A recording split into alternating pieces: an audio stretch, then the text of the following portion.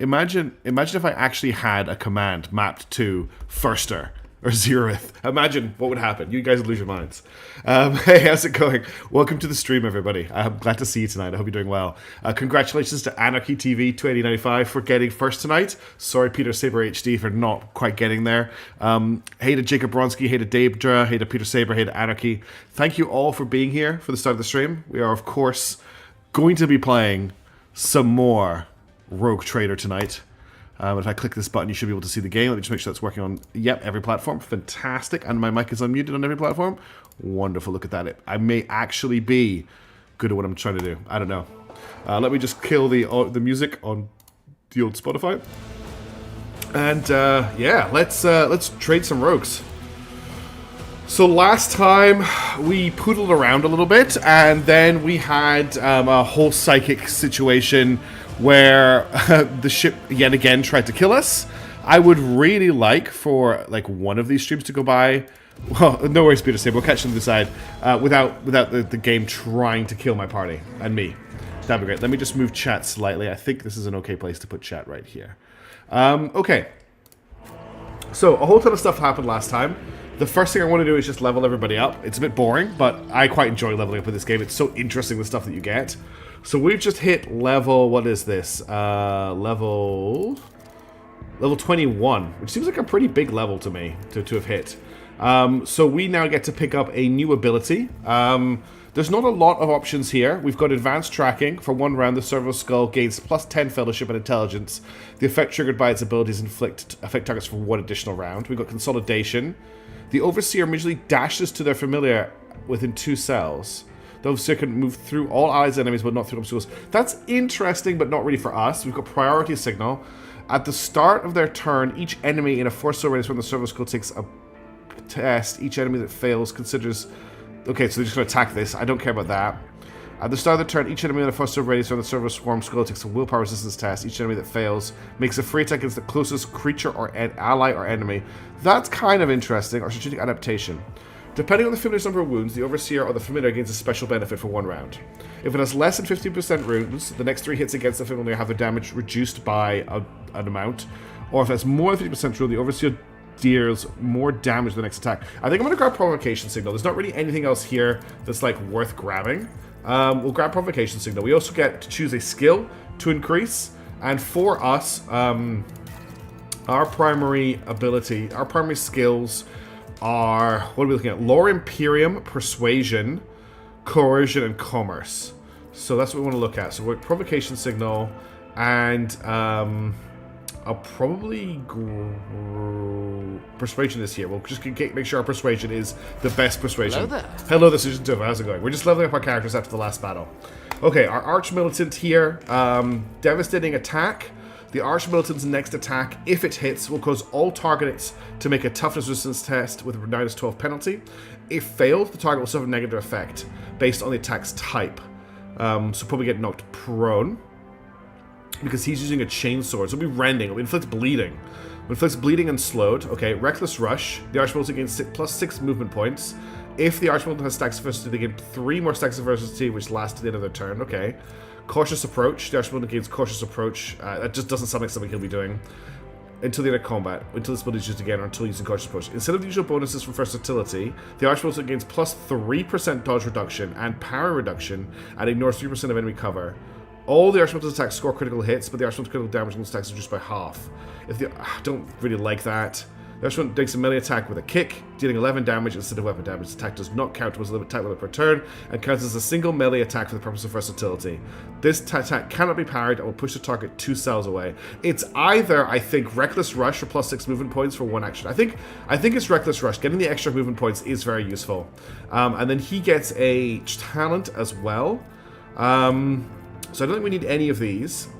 What's Stentorian Voice? Enemies in a 5-cell voice where they've suffer minus 20 weapon skill. That's actually not terrible, because that basically means that he... Just so you know, your Twitch schedule says you'll start an hour later and we'll play Mechanicus. I haven't updated the schedule in a long time. Yes, thank you, Susan. I really need to sort that out.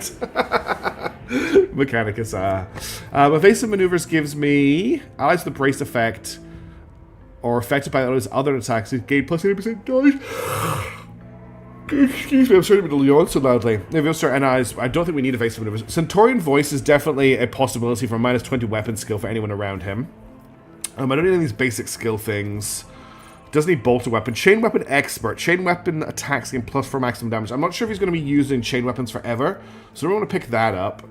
Combat master. Enemies no longer gain melee superiority against him. Dual weapon combat. The character can attack with a second weapon in their current weapon. No, he doesn't work for him. Durable knotting. Enemies immobilized or slowed by the character's web or have their... Oh, that's such a weird name. Dueling mastery. For plus 50% to parry isn't terrible. He doesn't have an arc rifle, flame weapon profile, grenadier, heavy weapon proficiency, instant retribution. Whenever the wielder successfully blocks an attack, they immediately use shield bash against the attacker, if possible. If the wielder makes a counter attack triggered by stalwart defense, the shield bash follows. I think we might grab that, actually, because he does do a lot. He does do a lot of blocking with that. Let's grab instant retribution, which is just a free attack every time he successfully blocks. Alright, now we're going to Argenta. Last time we're getting her closer to heavy bolter proficiency. Last time we picked up heavy gunner. The Archbald's heavy weapon attacks cost -1 action point. We're getting very, very close. Now for her, should be doing... So she could... That would be, I feel like, her weapon. Hang on a second. If we just have a quick look at her inventory. A bolt gun does... What type of damage is this? Where can I see it? Is it bolt damage? No, it has to be piercing damage, right? Why does it not tell me? Where does it tell me? Rate of fire 4. Impact damage. Where does it say that?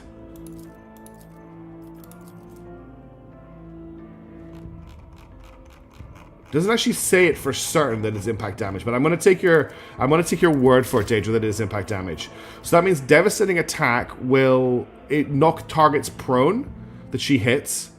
Reckless rush doesn't really work for her, although she gets +9 movement points off it. Cautious approach doesn't really work for her either. Confident approach doesn't really work for her either, although it makes all of her bolter attacks crits. Is that good? If she's making... So hang on, all of her attacks score critical hits. But the critical damage on those attacks is reduced by half. If the Archmilitant already has 4 more stacks of versatility, the Archmilitant's attacks always deal max damage. So does that get rid of the half damage from the... Does that mean she'll... If I activate Confident Approach and she has 4 stacks of versatility, does that mean every attack she does, if it hits, will be a full damage critical hit? Because that seems insane if that's what that does. It's not good for Abelard at all. It's amazing if she's rapid-firing a bolt gun. There's not really anything else here for her. I'm going to grab it anyway. But it can't be as good as I think it is. Alright, now she needs an ability here. And we need to make sure we've got all the heavy weapon stuff that we need to get for her. Sounds like it. Okay. Heavy weapons deal +1 and +10% damage and ignore 2 deflection. I think that's what we're probably going to grab. But let's just check what else there is. Flame weapon, heavy armor. She's got heavy weapon proficiency. It will not die. Nope. Last weapon, liturgy of insulation. If allies, no. Melee weapon specialist, melter weapon proficiency, nimble, overclocking module.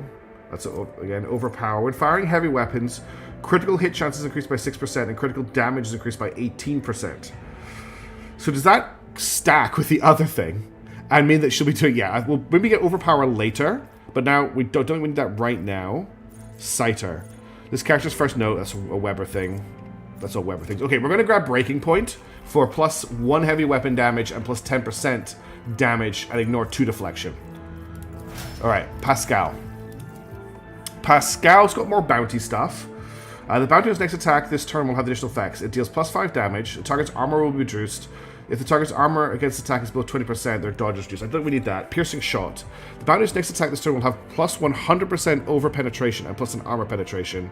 The next time they hit a target marked as prey is always a critical hit. Switch to my seat. Excuse me, I was smoking behind the gym and now you're late. Alright, welcome, Kashmir Goat. It's good to see you. No, we don't need to set traps.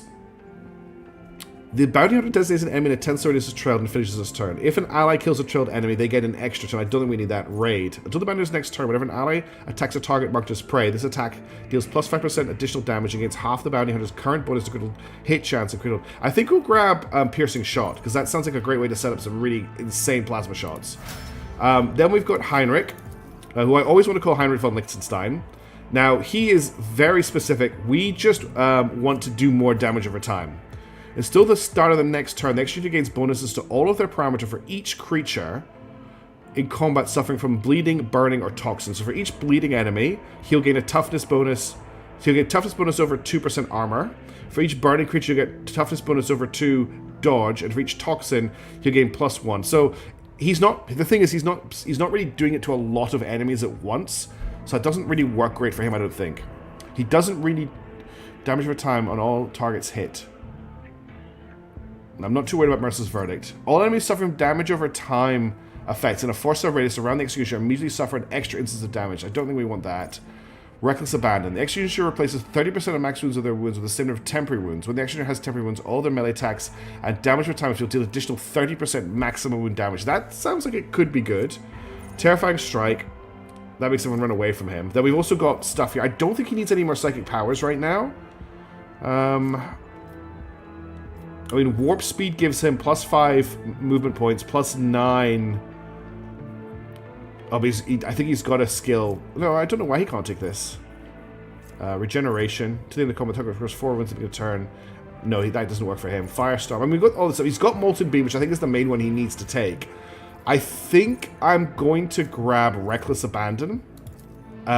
It sounds like fun. And finally, Yurlit, Queen of Snipers. We'll grab her. I think she's my Lord Xenos person. And Elusive Shadow. For 1 round, the assassin becomes a no, poised to strike. The assassin makes an enemy suffer -8% armor and -5 deflection until the end of their turn. Dance Macabre. The assassin, no, we're going to do that. Feigning attack. This is a single target attack will have -50% armor penetration, and with a minimum of 0% armor penetration and +10 lethality. If it is a ranged attack, its target is forced to move to the closest cell in a 3-cell range with no adjacent cover, so it forces them to move. The assassin attacks, granting +40% dodge to target this attack. If this target hits, it deals additional +24 damage, increased by twice the percentage. Okay, so this is a very interesting way of finishing someone if you've managed to kill their dodge. That could be quite cool. We'll grab that. Okay, that's everybody leveled up. Now let's talk to Zachary. Lord Captain. A visit from the road. Okay, so we already resolved this. The light emanating from beneath the bondage, grim signs. No, we don't need anything. We don't need to do anything here anymore. We've finished that little bit of plot. So let's head back to the bridge. Those are the dead bodies, and we'll continue with our adventures. How's everybody doing tonight? By the way, it's lovely to see you. Thank you for being here. I've got some new stuff that I've set up for the stream that I hope is going to work. So hopefully we get a follow or something, so I can make sure that it is working. Let's head to the Voidship Bridge. And I think we're gonna we're gonna jump somewhere and do a thing. So well spoken, so literate, so like well put together. We're gonna jump to a place and do a thing. All right. I'm in a good mood tonight. Let's jump to the Chronos Expanse and work out where we're going next. Oh, Kashmir Goat became a member of the channel. Yay, it worked, although she's really small. But it worked. Thank you very much for becoming a channel supporter, Kashmir Goat. You're the first person to trigger the emoji, though it did come out very, very small. I have to make it bigger. I can actually do that kind of right now. Give me 1 second. If I just alter this, oops, don't open with this. Let me just check something. I thought it was going to be bigger than it was. Edit with Notepad. So it's the current size. The dog is 300 by 300. Let's knock it up to 500 by 500. Make it a little bit bigger. Let's see how that looks. But thank you for the follow. I really appreciate it. It's very, very kind of you. Oops, I didn't mean to fly over here. We've explored this system, haven't we? Yes, there's plasteel here. We've done everything else. So let's jump into the warp. That mean it could have been an email with a single JPEG in it. Well, welcome back. Yeah, all I've done is leveled everybody up. Okay, so we need to chart new routes from where we are. I don't think we're going to get to go anywhere new or exciting. No. So we are currently at Soddo's Tomb. We have been to Avorius, and we've explored it, and we've been to Furibundus. That's Footfall. So what I really want to do is I want to get out to these planets here. But it looks like I can't do that. Like, I'm locked into this northerly route. What I'm going to do is I'm going to jump to Furibundus and just see if there's any more routes I can find. In fact, look, it looks like I can't chart routes from here. Now, I've been to Omicron, I've been to System Speculo, and I've been to Trinitas. And I've been to Avorius as well, haven't I? Yes. Okay, so I'm just gonna jump. You can chart your routes by clicking on a new system. But I can't get to that system. You can chart new routes by clicking on a new system. Yeah, I have to go to a system I haven't been to before, and then I get the option to chart new routes. Right? Yeah. Press on the 3. Oh, I can actually just... Oh, I can just chart the course? Wow, okay. Thank you for telling me about that. I didn't know that was a possibility. Okay, we're going to jump to Trinitas. Gotcha. We're going to jump to Trinitas, and I'm going to look at what I can do from there. Thank you for pointing that out, Prophet 13. I really appreciate that. I did not know that was a mechanic. Okay, so from here, we could jump to Teklos Epsilon, which is where Yanis was. We also actually have a... Oh my god, the name of this system is the Cradle of Kepri. We could jump to the Cradle of Kepri. We're definitely going to have to spend some insight to make it safe. So let's do that, and let's find out what's going on over this way, because that gets us towards the Forgotten Twins, where we have a quest to complete.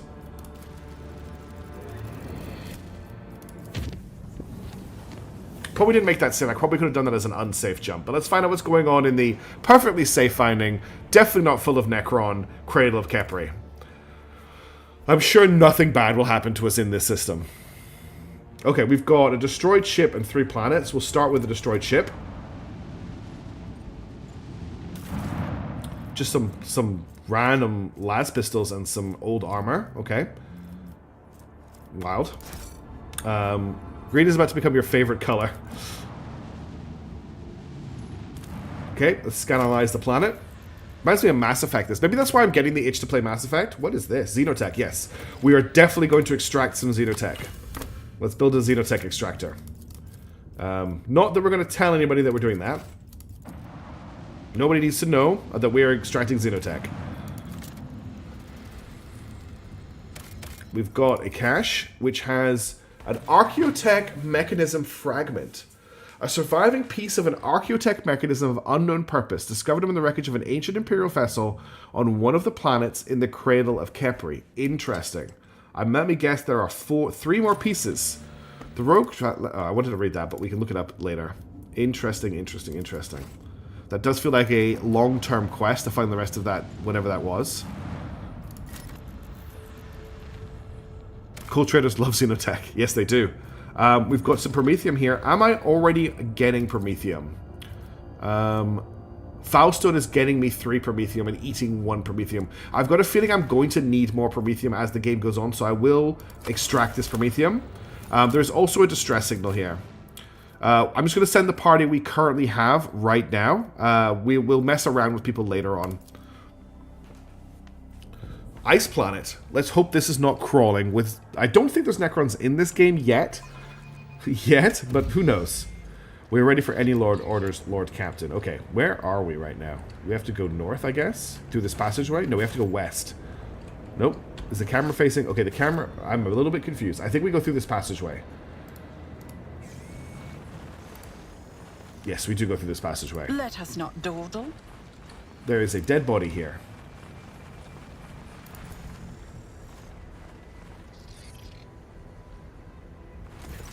Two skeletons are lying in a strange position, as if one was either carrying or hugging the other, and did not let go even in death. Their gear is badly damaged and decayed. What do you mean, oh no? Awareness, 40%. Carefully inspect. This is a very low awareness check. Succeeded. There are 3 things worthy of note. Hey Tavian, how's it going? Good to see you. You missed Firster and Zeroist as options people tried today.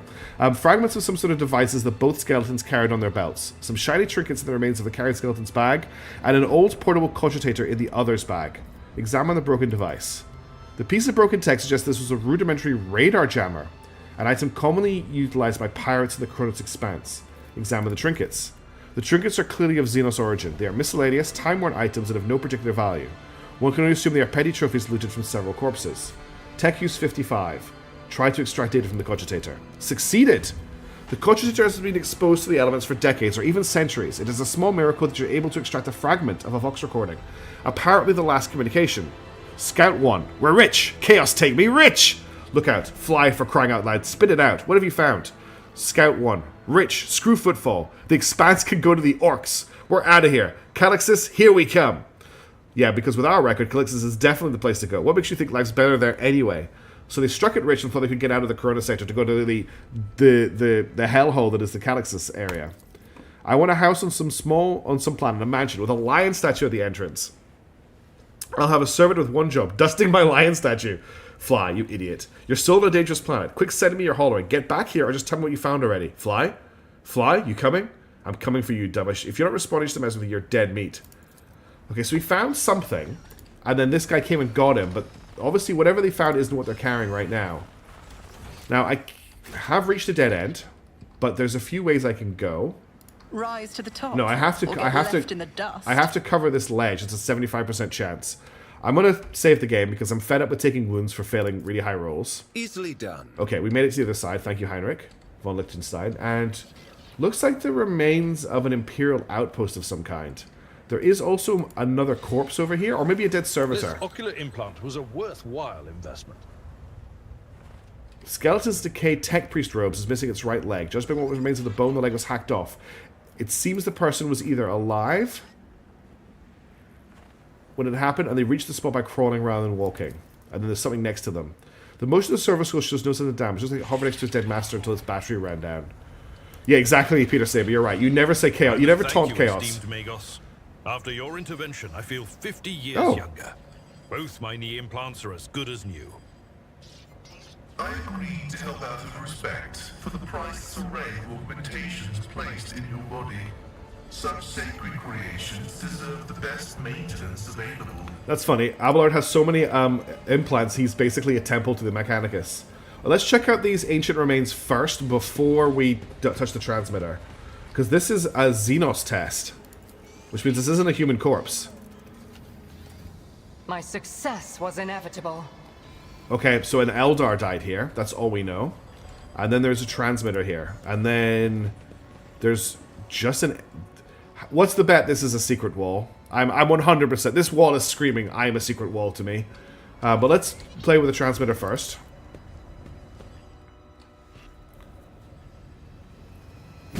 Uh-oh. Agent of the throne. What did I just do? Hello?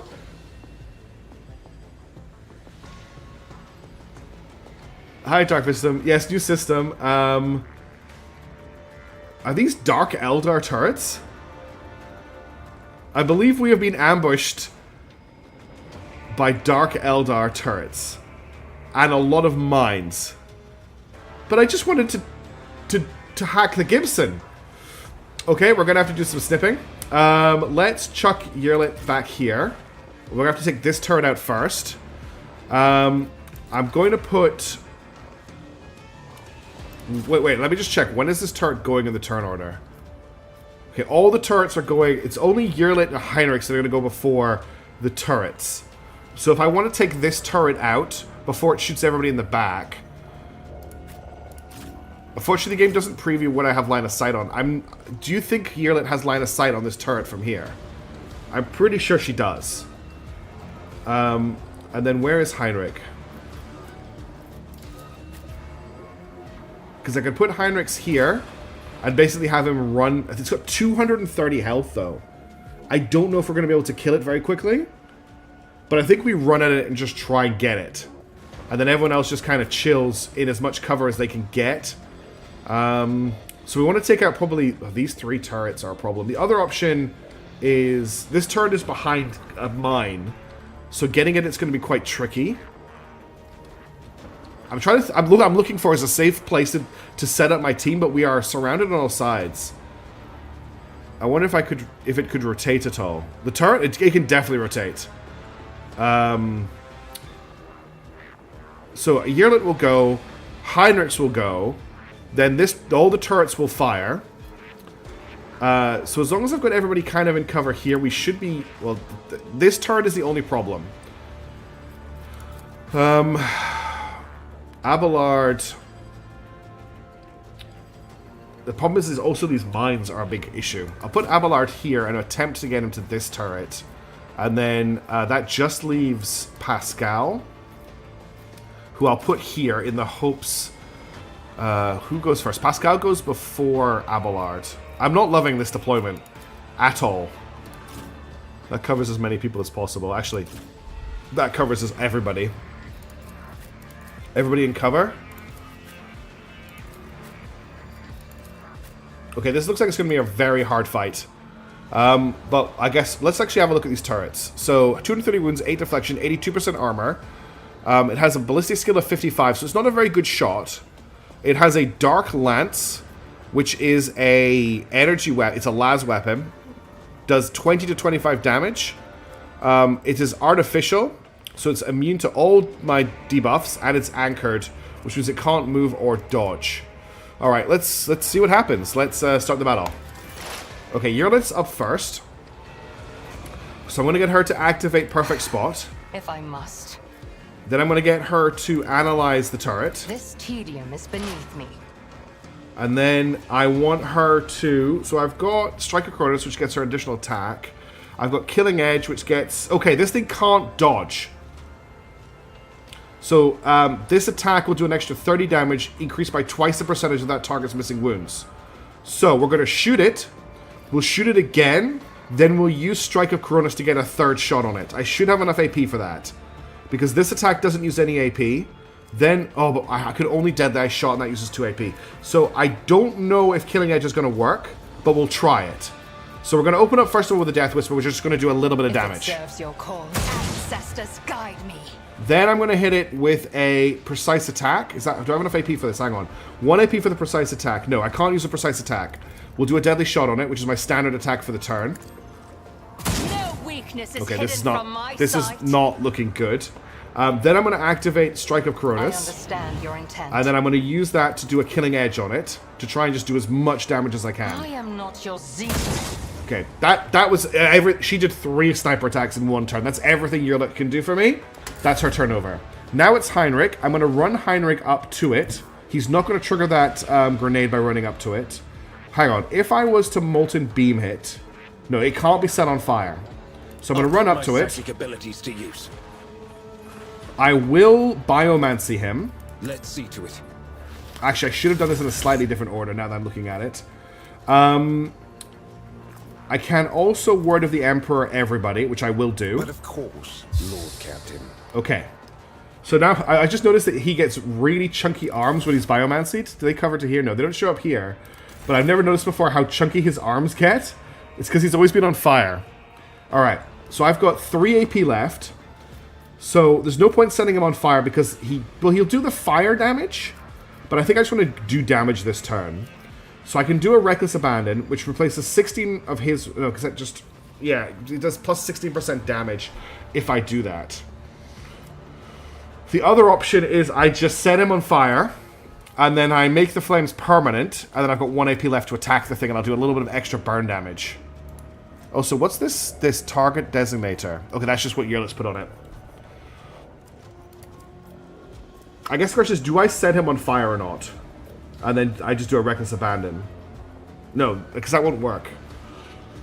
I've only got 3 AP. I'll do the fire thing. So I'm going to Ignite. I won't object to it. Then I'm going to Orchestrate Flames. Let's see to it. And I've got 1 AP left. Oh, I can't because that counts as an attack. Okay. Then I'll just endure with my next. So that counted as an attack. So he doesn't actually get an attack. Okay. That's fine. Whatever. Okay, that's Heinrich's turn over. So now the turrets. Okay, they're terrifying. Absolutely terrifying. How much damage did we take there? So I'm on half health. I think Molten Beam might reduce armor. Now I can shoot this thing, but I might end up hitting Heinrich. If I was to move to here, and I was to burst fire in this direction... No, I can shoot at it and not hit Heinrich, but the chance to hit is pretty low. So let's shoot at a different turret. If I put her here, this turret has already gone. She can shoot at this turret and has cover from all the others while there is... Actually, I should put her here, then she has cover from everything but the turret back there. And then we're going to activate Furious Recital. Without deeds is worthless. And we need to wait until she's got, was it 3 versatility? She has four stacks of versatility, and I'll be able to activate Confident Approach. So in the meantime, I'm just going to activate Rapid Fire, and we're going to Rapid Fire this turret with a 60% chance to hit. Wait, that's the right gun. I was going to say, am I shotgunning here? Yeah, 60% on this turret. Let's go. Doubt is for the weak. Damage is really, really low. These things have a lot of armor. I think with this area might be too high a level for us. I could fire again with a run-and gun. What I could do is run and gun and shotgun it, which would get me more versatility stacks. So if I switch the shotgun, do I have a shotgun shot for 1 AP? Yes, I do. So I'm going to switch the shotgun. I'm going to run and gun. And I'll use the shotgun to get her another versatility stack. Without deeds, you my emperor. And that now means I can use Confident Approach, which makes all of her attacks crit if they hit, which sounds very, very good. Okay, Pascal next. We can try and kill this. I'm going to move him into cover here. Tactical imperative dictates. I'm going to mark it as prey. Running binaric override. Then I'm going to buff everybody's weapons as much as I can. I've got 3 AP left. He does have Piercing Shot. The Bounty Hunter's next attack during this turn will have plus 100% overpen and plus 10 armor pen. I don't think I want to do that right now. I want to activate Damn Good Ground.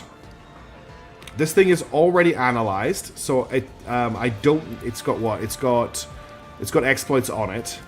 So I want to attack. I want to claim the bounty with his offhand weapon on this. Request approved.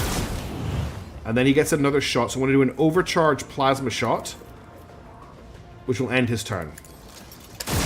Jeez, we are not doing any damage to these things at all.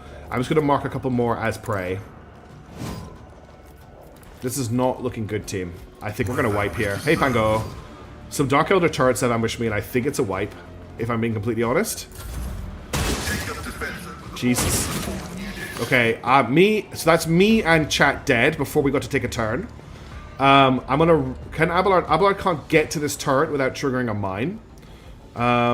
And he's got a 45% chance of ending the mine. He could get up to this one. He can get to here and not trigger the mine. So let's do that.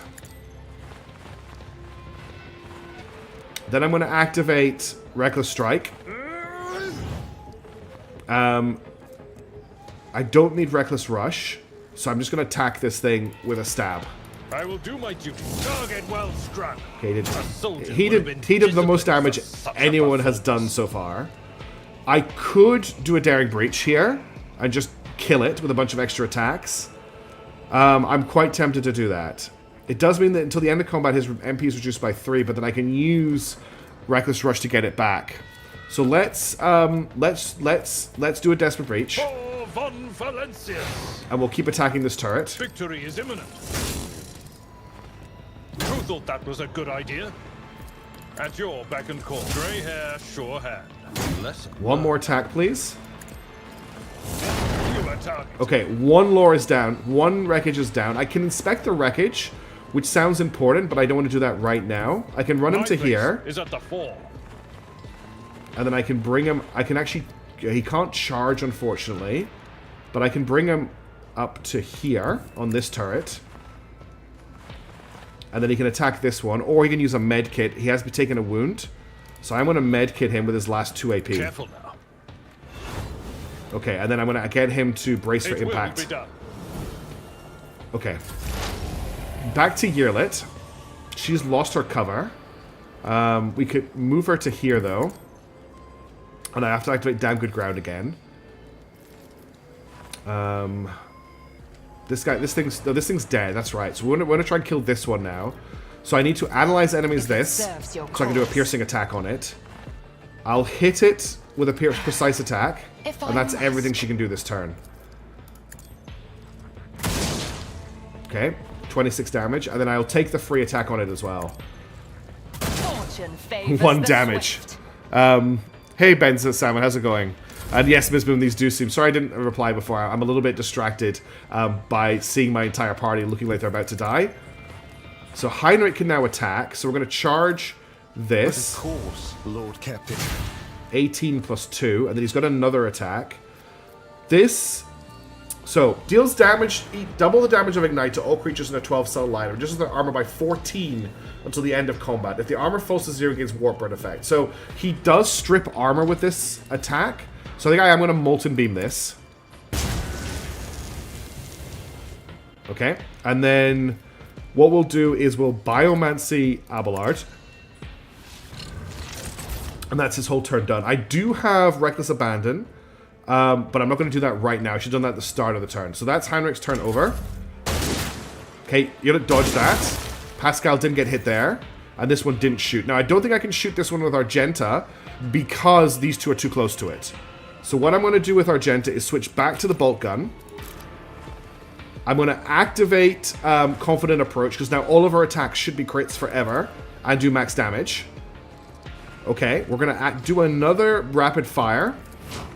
We're going to do a free reload. Oh, she actually only fires 8 shots. Let's see how much damage she does to this. 60% chance to hit. As the Emperor commands, it's why I respect you, my Emperor. Yeah, that was terrible. That was really bad. Let's reload her gun. That is for the weak. Okay, I'm getting really concerned that we're not going to do enough damage here. Pascal, I'm going to move to here. Abelard does have buffy arms. And then I want to kill the one that's behind us. So what we're going to do is we're going to claim the bounty with our... Oh, wait, first of all, we're going to perfect spot. Then we're going to claim the bounty with our offhand. Okay, and then we're going to fire an overcharged... Even though he could take damage from these, I think I just have to do it. The turret is now wounded. It has a fresh injury, which I find quite funny. And then what I'm also going to do is I'm just going to exploit this one because I've got no... And I'm going to, I think that's everything I can do.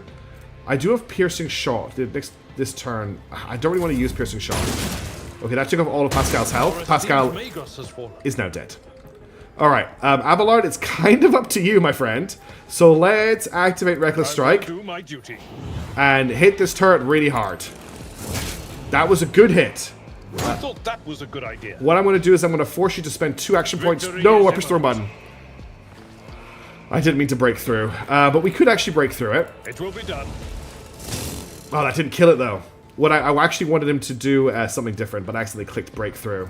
So let's just endure. At your beck and call. And brace for impact. It will be done. Okay, this one's going down next turn. Yurlet is still alive. I could get Yurlet to kill this turret, which would free these two up to move, or I could get her to shoot at this turret here. Thing is, what I could do is I could get Heinrichs to kill this turret on his turn and then Molten Beam this turret. So I'm going to get her to shoot this turret. I'm going to... It's already exploited, so I don't need to worry about putting an exploit on it. What I need to do is activate Precise Attack. What we've got? We've got Dispatch. It makes an attack with the current weapon. Attack cannot miss. It deals plus 50% more damage. It also deals additional damage equal to 25% of the target's missing wounds. The Assassin's Dodge Reduction, and Power Reduction are doubled for this attack. I don't want it to take plus 100% damage for the rest of the combat. Okay, we're going to use Killing Edge. So we're going to attack it, then I'm going to use Killing Edge. Oh no, this uses up her attack, doesn't it? The assassin attacks, granting plus 40% dodge to the target of the attack. It does a plus 34 damage, increased by twice, yeah. So I want to be using this all the time, because these things literally cannot dodge. We'll fire a Death Whisper first, just to do a little bit more damage to it. Okay, she did 6 damage. Does she evade it out of cover? Oh, that's a good point. She's not in cover. Thank you, Sujin Tofu. That means I need to activate Perfect Spot. I need to activate Precise Attack. I am not your Xenos pet. And now we'll activate Killing Edge. If it serves your cause. Did that do? That did a lot of damage. Just didn't proc a damage number. I will also activate In My Sights, but I'll target this gun. So she'll get a free attack against it on her next turn. Now it's Heinrich's turn. So I'll get Heinrichs to stab this turret. With this one. Okay. And then I want him to... oh, he can't. I'm stupid. I forgot that would end his turn. So there's actually nothing he can do. He can charge to here. That's all he can do this turn. Yeah, that's all he can do, unfortunately. Let's give Biomancy to Argenta to give her more toughness. And that's his entire turn. Unless I do a Daring Breach with him. but I don't think I can get close enough to anything with a Daring Breach. But then again, I'm going to have to move him next turn anyway. I feel the power surging. I want to Daring Breach him. He doesn't actually gain that much movement points from this. And he's going to have to move through this trap anyway. Let's see if he can disarm it.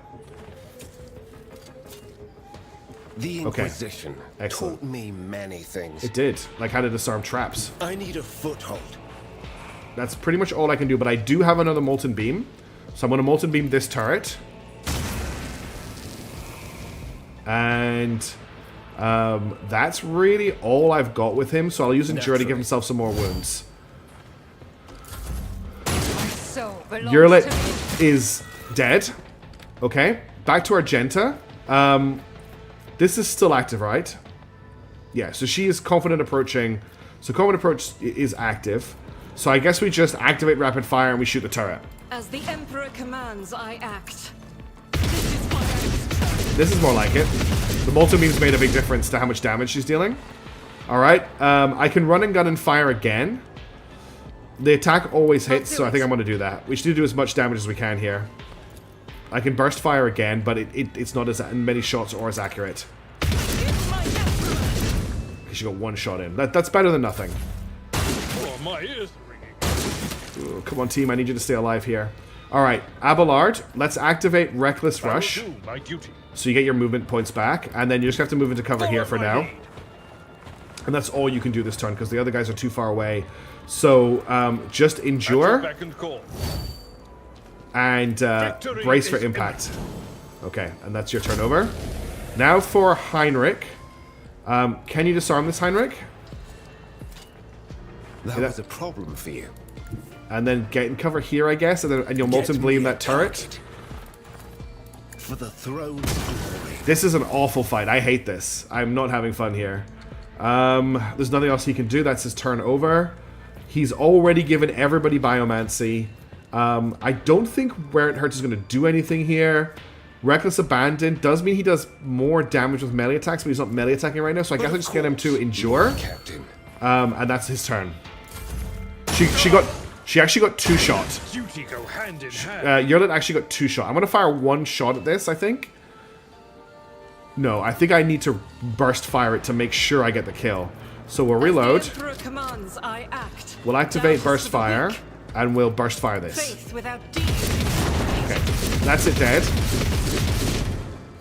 And then that's all she can do this turn. I could Fire on Mastery her, which would give her... But I've already used up her turn for the turn, so that's her, end the turn. There's 2 turrets left. And I have 2 character members.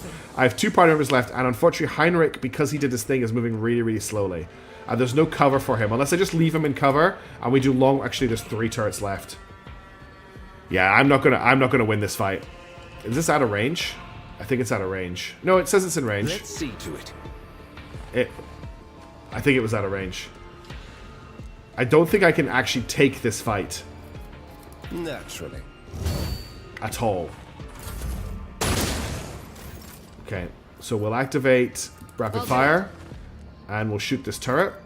As the Emperor commands, so you, my Emperor. She only has a 20% chance to hit it from here, so I need to move her closer next turn. Oof. Okay. Vengeance will be swift. Heinrich has to move.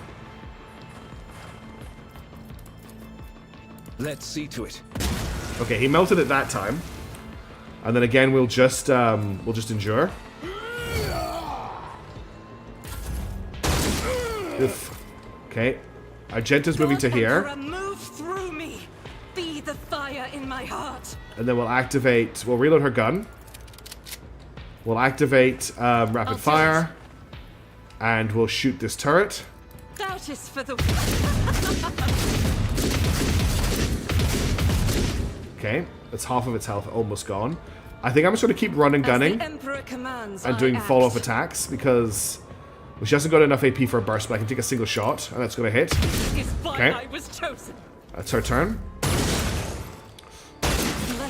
Okay, Heinrich is down. She has maybe 1 turn left in her. Rapid Fire, reload, shoot this. Don't refuse, shoot. Faith without deed. You, my Emperor. She's doing a lot. She's just not doing enough. There goes her cover. And she's dead. It's an honor. Alright, this is not for us. This planet is not for us. We're gonna... yes, that was just a wipe. Like, that was... You don't have enough armor-piercing weapons, and you have too many melee characters in your party right now, so you're not going to win this fight. The Emperor indeed cannot hear me where we are. So we're going to have to remember to come back here when we're a higher level. There's no... I just don't see a way we can win this fight right now, unfortunately. As sad as it is to pull back, that's all we can investigate right now. We'll have to remember to come back here, because that was insane. Okay, so that was the ice world here. We've got a question mark here. Let's see where else we can go. Jeez, that wasn't tough. That was a tough fight. Great, auspicious start to the stream. Okay, we are in the Arc of Kepri. Let's chart new routes. So we've got to jump to Palatium Stelos. Let's make that jump. A secluded... Low accurate Alderi turrets, indeed. A scheduled service in the ship's chapel was interrupted in the most profane manner. It was way too tough, yeah. The images of saints and martyrs depicted in the altarpiece started to move and stepped down from the canvas. The congregation... Pascal did some of the most damage in that fight because of his plasma pistol. Like, he actually did. He was doing like 40 to 60 damage an attack. The congregation was filled with terror. And one of the big problems was my character died before they got a turn. The congregation was filled with terror and dozens perished in the stampede. The illusion disappeared on its own, but it claimed several priests and altar attendants. It is said their frenzied shrieks can be heard echoing out of the vaults of the chapel during the prayer. Okay, so it's just an event happened. Let's check out what's going on in this system. We can head back that way maybe in a little bit of time. The turret kind of be blinded. That's something to check. No, they're immune to everything. I checked at the start of the fight. They're immune to a ton of things. Okay, we'll check that void ship last. Okay, this place is creating plasteel and a very low amount of plasteel. Pardon me. I'm not interested in mining a very small amount of plasteel. We're currently getting plus 12 plasteel. I don't need more. This place is a cache. Ooh, we've got some injectors and a lot of food. A lot of cigarettes. A lot of detox and a lot of trank. Interesting. The cache was filled with suspicious items. Okay, so there was actually like a little story to that. Ooh, this looks like a nice place to live.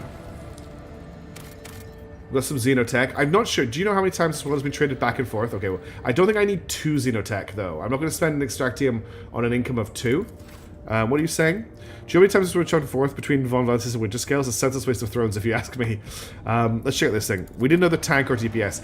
We need a better gun for Argenta. We need some armor piercing. An unknown ship hails you as soon as you're in its detection range. The ship, the Scarlet Pursuer, held by Captain Demir Shahani, has footfall listed as its home port. The message hints transparently at a connection with the Casablanca mission.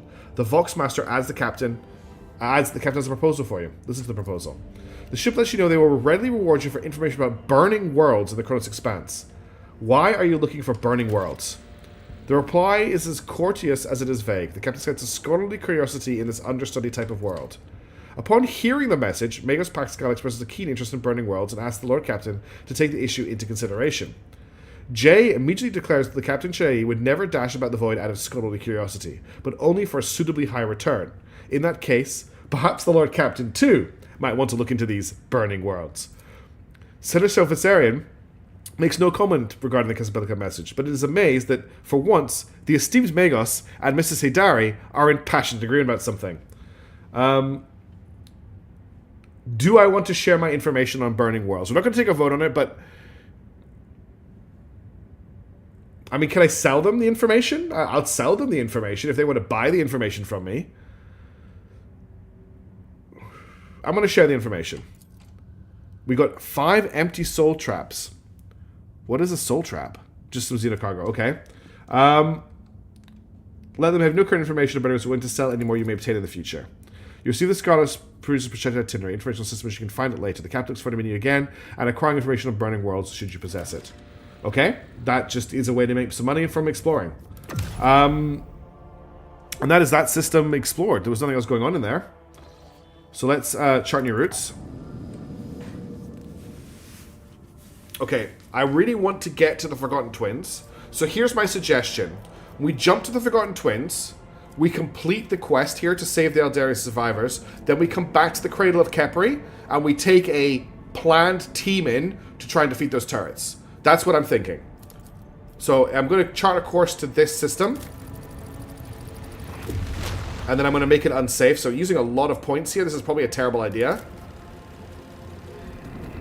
And now I'm going to jump to it. Used up way too many points there. During the warp voyage, the Middle Decks reported strange gatherings that were attracting dozens of officers. An investigation quickly bore fruit. One of the acolytes from the Order Deck has proclaimed himself a prophet and is rambling about the purification of blessed fire. This has come up before, this blessed fire thing. Only the person of the warp can explain the strange convictions and uncanny zeal of this person. So I can coerce it, or I could... Yeah, I'm going to lore warp this. Jay is a... Her whole thing is to dual pistols. That's Jay's thing. Unless there's a build for her that I don't know about. Spies reported that the cult gatherings were hardly worth investigating. They were nothing but long conversations punctuated by people searing their palms over an open flame. The surveillance was maintained to the end of the warp journey, after which the newly born prophet simply forgot about his calling, stopped giving sermons, and dismissed his congregation. Okay. Nothing to worry about there. Now, I'm a bit worried. I think I used too many navigation points on that trip. But let's see how we go. Okay, quite a big system here to explore, so hopefully there's some cool stuff going on.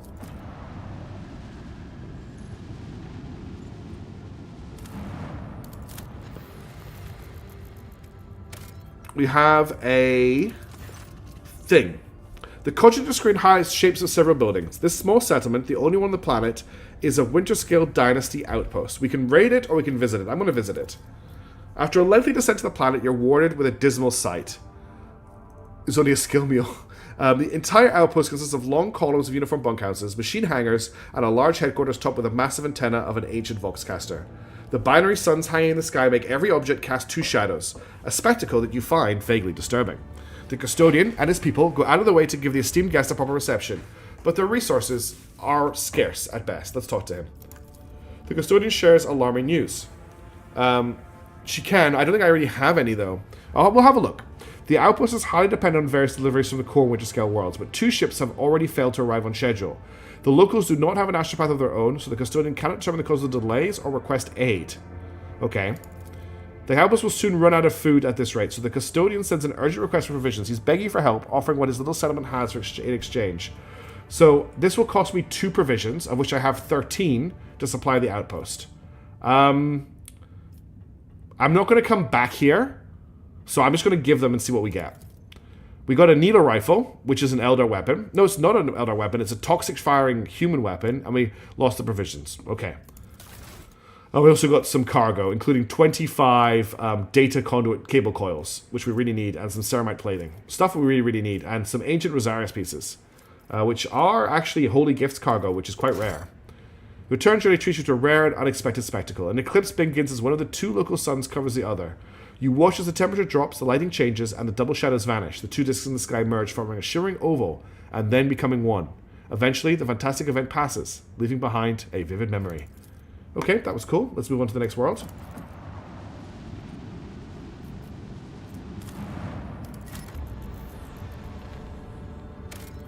We have plasteel here, not worth extracting, at 2.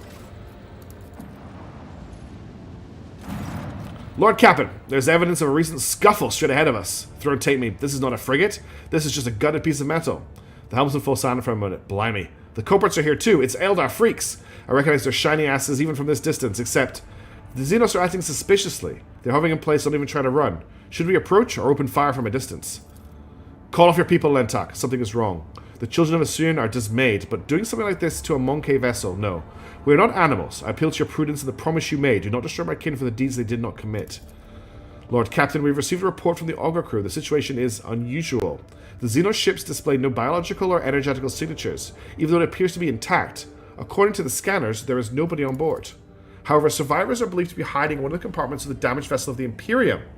We also spotted some drifting plating remains that belong to the 3rd unidentified vessel. Dispatch a rescue... Okay, we'll do all these, but I think the first thing we need to do is try and rescue the survivors. It will be done. Victus flips a switch to the system's cogitator and the transmission goes quiet. Oh, okay. We got some Xeno artifacts and some fuel. Lord Captain, the scouts managed to rescue several emaciated officers from the wrecked ship. During their wounds, they were able to tell us what happened. During a patrol, the frigate discovered an Eldar ship crossing the system and decided to immediately attack the enemy's humanity. The Zealous vessel proved too fast and skittish, but at one point its engines failed, giving the frigate a chance to attack. When the guns were aimed, several Dark Eldar ships suddenly pounced from the darkness. At first, they attacked from a distance, but soon boarded the frigate and wreaked bloody massacre on the decks. It is only by a sheer miracle the surviving officers managed to escape, locking themselves up in a hidden technical compartment the Xenos had no use for. The survivors claim the Xenos conspired and deliberately led the ship into a trap where it met its doom. The Xenos joined forces to eliminate a vessel of the Imperium. An alliance between the Eldar and the Dark Eldar is an unusual sight, and yet such an outcome is hardly surprising. Why, Master Interrogator, I was thinking the same thing. At last, you and I finally agree on something. How blind are the Monkai to the vices of their own kind. Humans attack a ship of children of a certain standing peacefully by, but it is my kinspeople who are to blame? No, my kind would not willingly take part in a massacre orchestrated by the Dark Ones and then abandon their ship. Something else abandoned happened here, something I am afraid to even consider. Alright, let's investigate the Eldar ship. We got more Xenotech. After several hours of tedious waiting, Victus gets back on air. Lord Captain, the scouts confirm their earlier report. The Xenoship is intact.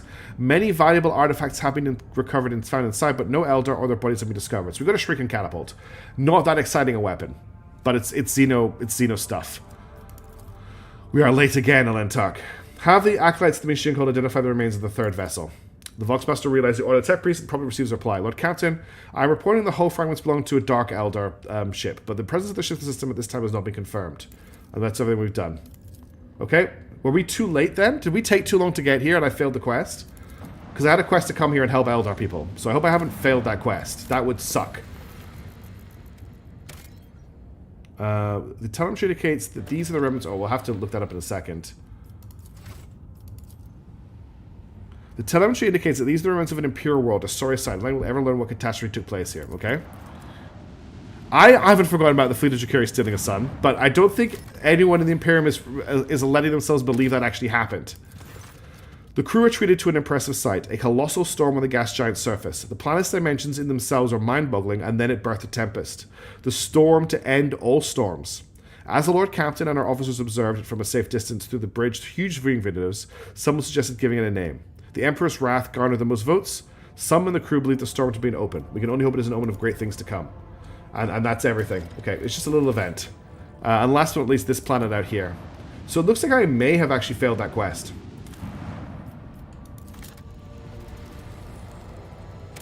Yeah, it looks like I failed that quest. There's an unforeseen event here that I thought I'd solved. We'll just quickly jump over and just check this again. Because I did have a quest to come here and try and sew. I think that may also have just ruined the... If we were trying to romance her, we may have just ruined the romance. Okay, there's nothing else to do here. There was just a follow-up. Let's go back to space. I guess we're going to go back and try and fight those turrets. Because we didn't find anything here. Let's try new routes just to see if there is a way to get to the Nameless Star from here. Okay, we can get to the Nameless Star and we can get to Langren's Belt. But for now, I want to get to the Cradle of Kepri. So we'll jump to Platinum Stelos, then we'll jump to the Cradle of Kepri. We will try and fight the turrets again. You've never found them alive? Okay.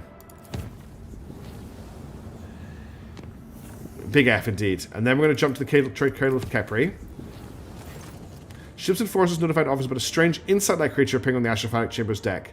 The entity was destroyed, but the incident was recalled a few days later when one of the astropaths lost his mind, shrieking about a splitting headache.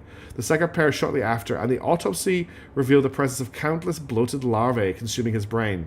The corpse and the insect were safely disposed of. Awful. Alright. I'm going to try this one more time. We're going to need to think really careful about the party we take down to the planet with us. It was on this ice world, wasn't it? So I think we kind of want an all-ranged party. There's no point... I mean, Abelard and Heinrich did do a lot of damage, but the problem was they had to get there. So let's just think about this for a second. I'm just going to take everybody out for the moment. Oh, so we've all leveled up, which might help. I think there are timed quests in this game, but I just assumed that this one might be one. So I think we definitely take Pascal, because the plasma was doing good damage. And honestly, Heinrich's beam, removing the armor, is probably quite helpful. Argenta was doing good damage after the beam had removed the armor, so that leaves 2 slots. I think Yurlit was doing pretty decent damage as well, and once the armor's reduced, that will help. So that leaves one slot left in the party. There's no portable cover or smoke bombs. There are, like, melter grenades and stuff. Does Adira do damage to machines? Adira's whole thing at the moment is blinding all of the enemies in an AoE. That's her whole jam. So I don't know if she'll do very much damage to these things. The other options remain Cassia. I don't know if Cassia's psychic powers will do damage to these machines. There is also... Pascal does have a way to hack machines, but I don't know if it works on enemy machines. We could try Adira. We could always switch the party up if... I'll check if they can be blinded. If not, we'll change this up. Let's go with this party for now. And I need to level people up, so I'll take a couple seconds.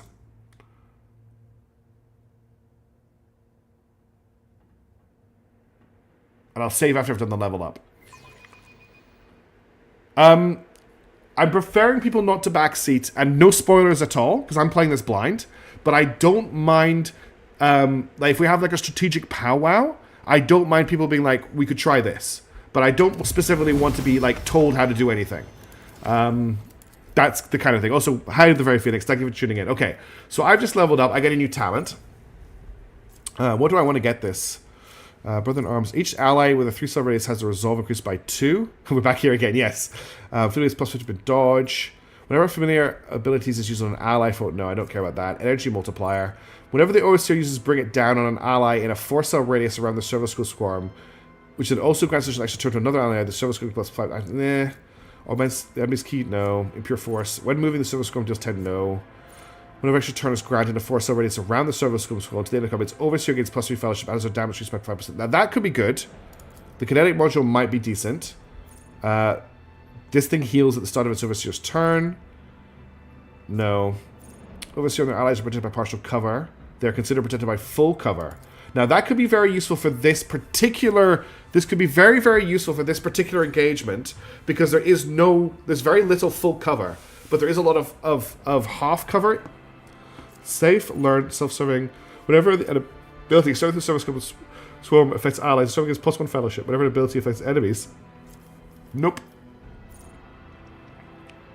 While the Overseer and the Familiar are adjacent to each other, they both reroll failed dodge attempts. That could be useful in this attack as well. That's not going to happen. Don't think we need any of these right now. No, I don't need any of these. We do have you go on, but we don't need that. If the noble and servant are adjacent to each other, at least no. You're next. If the servant has less than 30% wounds, the noble can use you serve me once more battles and use no. I don't think that's really... I think it's one of these. Time to buy some Bitcoin. What? Okay, full cover half price seems useful in many fights. Yeah. I think I'm going to grab the full cover one, which was Safe Shelter. It's a 4-star radius around the Servo Skull Swarm. So we're going to grab that. Pascal. Anything we can do to make his plasma even better. Gruesome Kill. Whenever praise limited on his... No. Hide and Concentration. Whenever the bounty hunter scores a critical hit, they gain +5 armor pen. He does do a lot of crits. This could be good. Hunting Surge. Whenever an enemy is killed by a critical hit scored by a bounty hunter or other ally... No. Whenever the bounty hunter scores a critical hit, the target's armor is reduced until the end of combat. That could be good. Shadow Spells. Whenever an ally kills prey, no. Withdraw. Whenever the bounty hunter is attacked in melee range, that doesn't matter for us. Inflict the catch effect on enemy. What is the catch effect? At the start of the bounty hunter's turn, the target suffers a stacking penalty to their armor and dodge. Once the catch moves or suffers damage. Oh, I was going to think we could just spread this across all of them, but when they take damage, that goes away. That's a shame. If kills an enemy, the bounty hunter's next attack will always crit. Whenever a bounty hunter kills an enemy with critical hit, all allies around the target gain critical hit chance.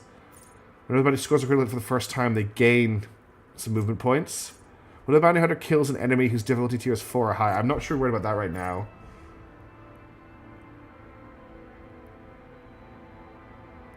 A lot of this stuff is really like this here. The bounty hunter's first critical hit in a round grants her allies a stacking difficulty tier plus their perception bonus to armor penetration, which is great until they reload. I don't like that. Whenever the bounty hunter performs a single shot attack on an immobilized or stunned target, we don't have a way to do that. Whenever the bounty hunter kills prey, I'm not too worried about that right now. Pierce and run.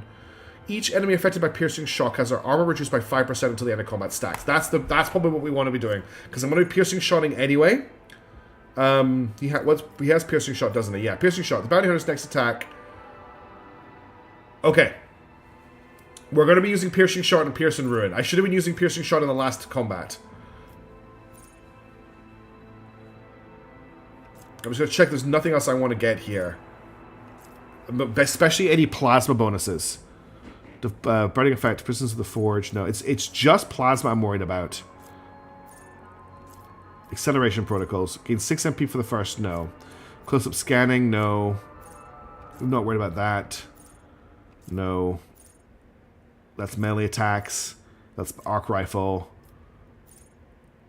That's all melee attacks. Okay, I think we're pretty happy with getting Pierce and Ruin. He also gets a skill up. That has to be tech use. Okay, now Heinrich. Let's see if we can somehow maybe see if we can get a buff to Molten Beam somehow. Because all of this stuff is about doing more damage over time, which isn't going to help us in this fight. So I'm going to just jump down to this area here. The first time momentum reaches 200 in the second's turn. The second is +5 to all cards. I don't think that's going to happen. Critical hit scored by anyone with the second's line of sight increases Psycho's critical damage by 1%. The cyber surge is by 1 to the end of combat every time an ally uses a heroic act. Critical hit chance increased by 4%. Blade of Light. Force weapons deal +3 more damage and 50% more armor penetration. That's not terrible. The second is inscribed skull ability. It costs no AP but deals direct damage to the psychic with 25% of the psychic's maximum wounds. The next psychic power use will not trigger. Okay, that's terrible. Hey, Lex, Lucha Commander, how's it going? Psychic Barrage. Whenever psychic uses a damage to psychic power on target, so 6 cells or further from the psychic. I don't think that's going to work very well for him. No. Psychic powers have 25% chance to regain AP spent. I don't think that's good for him either. This is someone like he's not going to be spamming. We're going to think about outside this fight. No, still mind. Solomon, adrenaline surge. Is there anything for fire here? Here we go. Backdraft. Whenever psychic power used by psychic deals damage, a random enemy would know. Psychic's critical hit chance increases 1% of the time every time he deals damage by any means. That's insane. The Psycho's critical hit chance increases by 1% until the end of combat every time he deals damage by any means. Does that mean that every single time one of his damage over time effects triggers, his critical hit chance goes up by 1%? Because that could be very, very powerful. Every time a Psycho scores a critical hit against 8 creatures in one combat, Psycho's next... That's a really weird one to set up. Every time an enemy suffers damage to the Psycho, that enemy's armor is reduced by 5%. If the enemy's armor is already 0, I think melting armor also sounds very good. Because that is another way to just keep reducing their armor. Okay, I'm going to go with melting armor just for this particular engagement. And he also needs... what his skills are good for him? I'm going to get Lord Xenos on him just because that will help us with dealing with the mines here. Right, Argenta. What's Argenta going to grab? We'll grab more demolition for her. And then critical versatility. The Archmilitant gains percent stacks to critical damage. This bonus is kept when the Archmilitant uses cautious approach or confident approach. That seems very good. Dependable. Archmilitant gains versatility stacks to armor. When the Archmilitant attacks enemies that have armor reduced by any effects applied by the Archmilitant allies, the Archmilitant deals plus 10% damage. When the Archmilitant attacks targets that have their deflection reduced, they deduce plus 2 damage. That's also really good. Let's dodge and parry. I think I'm going to go for, was it critical versatility? This seems like a good one for her. Alright, Yearlit. Here we go. Eye for the Unscathed. Whenever I assist an enemy that's at full wounds, the assassin gets plus 20% dodge and dodge reduction until that enemy. That's okay. Whenever it's assisted with a single target attack, that targets armor and dodge by 10% until the end of the assassin's turn.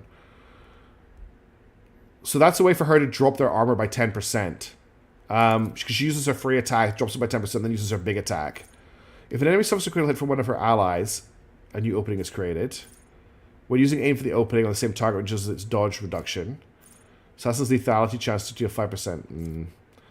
Starving sense all enemies did not have the assassin line of sight. Okay, that's not going to happen. Hemorrhage effect applied. No. Whenever it deals direct damage. Each successful dodge gives her plus 8% attack. Plus 1 vulnerable. Whenever it does 1 adjacent. That's never going to happen. That's not going to happen. That's a melee thing. I think I'm going to grab this thing at the top. I think I'm going to grab Bringer of Doom for armor reduction. We can set that up really, really easily. Now, Adira is going to need a couple of level ups. So kind of the last thing we set up with her was she's using her Psy Raven to blind, stun, and immobilize all enemies, right? So we kind of want to focus around that. Armored Hide. No. Autonomous Medkit. No. Brother in Arms. Cascading Echoes. The effect of psychic powers related to the cyber rating is calculated as if the Psy rating were increased by 1. That makes them incredibly hard to resist. That seems incredibly good.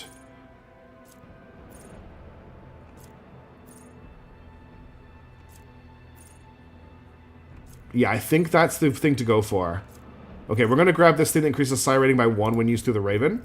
It's because it's hard for her to get her Psy rating up because she's an unsanctioned Psyker. And we'll need to get her willpower up. Okay, then her next level. The psychic power to the Cyber Raven this round is relayed once again.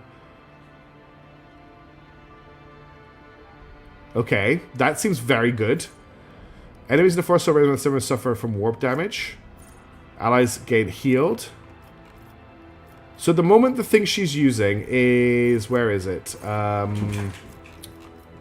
She's currently using... I'm trying to find the ability. Sensory Deprivation. The target makes a willpower resistance test. If it succeeds, the target is... If it succeeds, the target is blinded.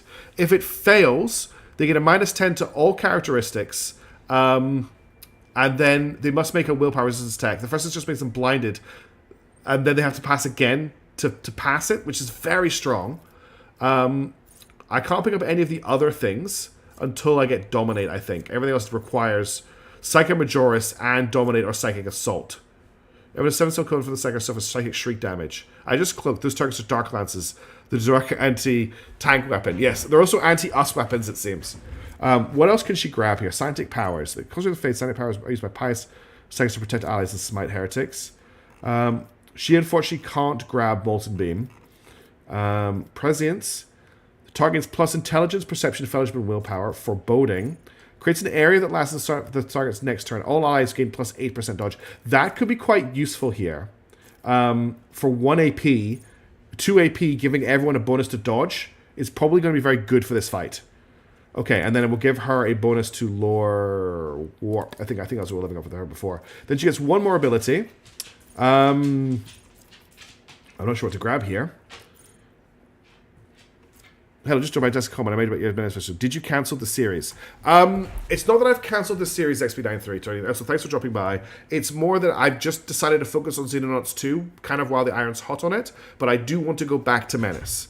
It's just, my time is, I don't have a ton of time to produce content, and what I've decided to do for a while is just focus on one game at a time, rather than switching between games a lot, which I think it doesn't work as well. Allies on the effect of at least one psychic power applied by this psychic get additional 9% armor penetration. So she buffs the whole area with dodge bonus, gives everyone armor penetration as well. I feel like we're onto something. Okay, let's quickly check her equipment, because she hasn't been used for a while. That's me.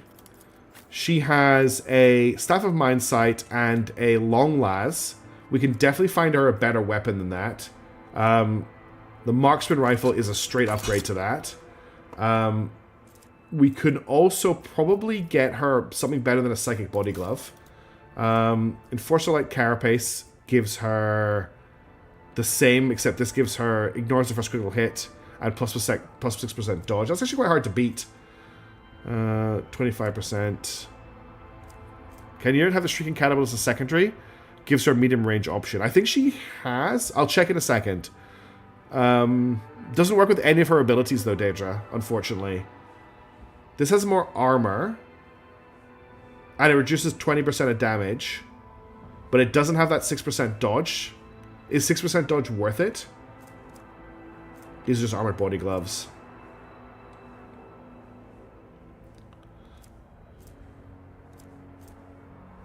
This does seem to be an upgrade. And then she's got the thing that means that she regenerates. There is some other stuff I think I've got for her. Oh, so that's Trigger Steam has a bugged ending. The Psycho enemy fought. Is that a Gene or Psycho or am I way off? It has a bugged ending, really? I don't know what it was, Benjamin. I have absolutely no idea. Whenever the wearer suffers a critical hit, the attacker immediately suffers 8 warp damage. Carouse. I don't know what that thing was. I don't know anything in the lore that explains to me what that thing was. Your guess is as good as mine. Not use MP. Bonus tech use. Toxic Needle. Death from Above. Plus 10 to Strength. More Lore Imperium. That's definitely a good one for her. This is a Cyber Raven upgrade. We should equip that as well. Plus 10 to Persuasion. Plus 10 Toughness. What's you currently using? Yeah, let's swap that out for that. After triggering second from Repels of Warp, where is Psi rating is increased by 1, where it gains momentum and temporary wounds with a resolve. Yes, I like the idea behind that on her. There's specific dodge and starts turn for each enemy affected by this Psi power. That can maybe happen. Guys, plus 10 war, and the wielder suffers plus 30 some more to nope. Okay, and then if we just quickly check her Psi Raven, we've got this upgrade for it. The Cyber Raven gains plus 20% willpower, plus 50% maximum wounds whenever it realizes yes, it just gets healed for doing its job. Amazing. Let's check Yearlit and the Shrieking Catapult, which she can definitely equip. She could also equip the Alderi Battle Rifle. No, it's a long rifle. I mean, we can give her this. She's just got the sword in case she gets charged, but now she has the thing on her back. Feels like a juice to a cult. The bug parasite like mind hunger. Can't read the mind, but also use the warp. Yeah, okay, that makes sense to me, Benjamin. That actually makes sense to me. I hadn't made that connection, but that does make sense. I can see where you're coming from with that. All right, let's go die to these turrets. I think the dog might want to go out. I need to go here. Wait, why Is there can't... money to be made? Oh, I need to go here, that's why. Let me just sort the dog out. It'll be 2 seconds. Everyone else hydrate. Her current sniper costs 2 to use. That's a... Yeah, it's because she has to use Deadeye shots on it. But that's okay. She doesn't really have that much stuff to use. Let's have a quick look at that when I get back.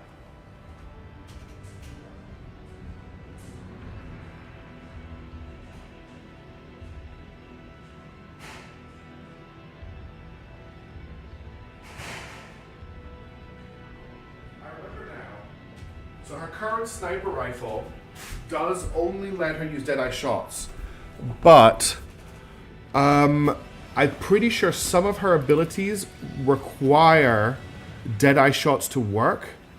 There is definitely something that has to be a Deadeye shot. I'm sure I saw it. Maybe I'm wrong. Because the other option, I do have another rifle she can use. So instead of using the Wanderer's Potent, the wielder can only perform Deadeye shots with this weapon. Whenever they kill an enemy with a critical hit using this weapon, they get additional attack. The other option is we swap it out for the Alderi Long Rifle, which does let her use single shots, which saves her a little bit of AP. It does slightly less damage. It has they both have 20% armor penetration. They both have 30 dodge reduction. They both have 20% hit chance. The only difference is that this is doing slightly more damage, but this does give her a little bit more opportunity to do things. There could be worse weapons with better armor pen. I doubt it. For me, I'm using this, which has 59% armor penetration. There's not very many other weapons I can use. This is 10%. This is 40% armor penetration, but it's doing toxin damage, which I don't think hurts robots. For Pascal, his plasma pistol is doing... His plasma pistol is doing 40% armor penetration. There's nothing that's going to beat 40% armor penetration here. There's no chance at all. The Melta is going to do 50% armor penetration. Can anyone else use the Melta gun? Interesting. Heinrich can use the Melta gun. You can't use the Melta gun. And honestly, I think you're using your best gun. Now, the autocannon does 20% armor penetration, but it does 4 to 6 damage. It does have a rate of fire of, 16 with her? Is this... Which is better for this fight? The Imperial Pride of the Stolen Autocannon, bearing in mind that she has heavy weapon proficiency now.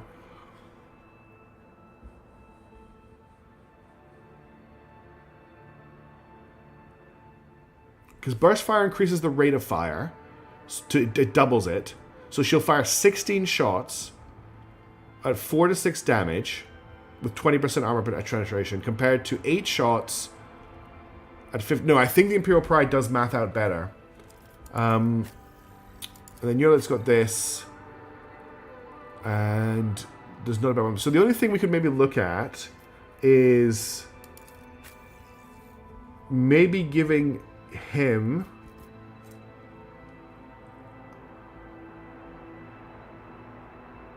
the Melta-Gun, which has a range of 6 tiles. That's the problem there. It's really short-ranged. Even though it's got 50% armor penetration, I don't think we're going to be able to rely on getting close enough, where he's already got his Mind Beam, which is basically a Melta-Gun anyway. And it does, and unlike the Melta-Gun, the Mind Beam reduces armor every time he uses it. I think it's still better. Let me just let the dog in. I think we've got the best equipment we can equip, honestly.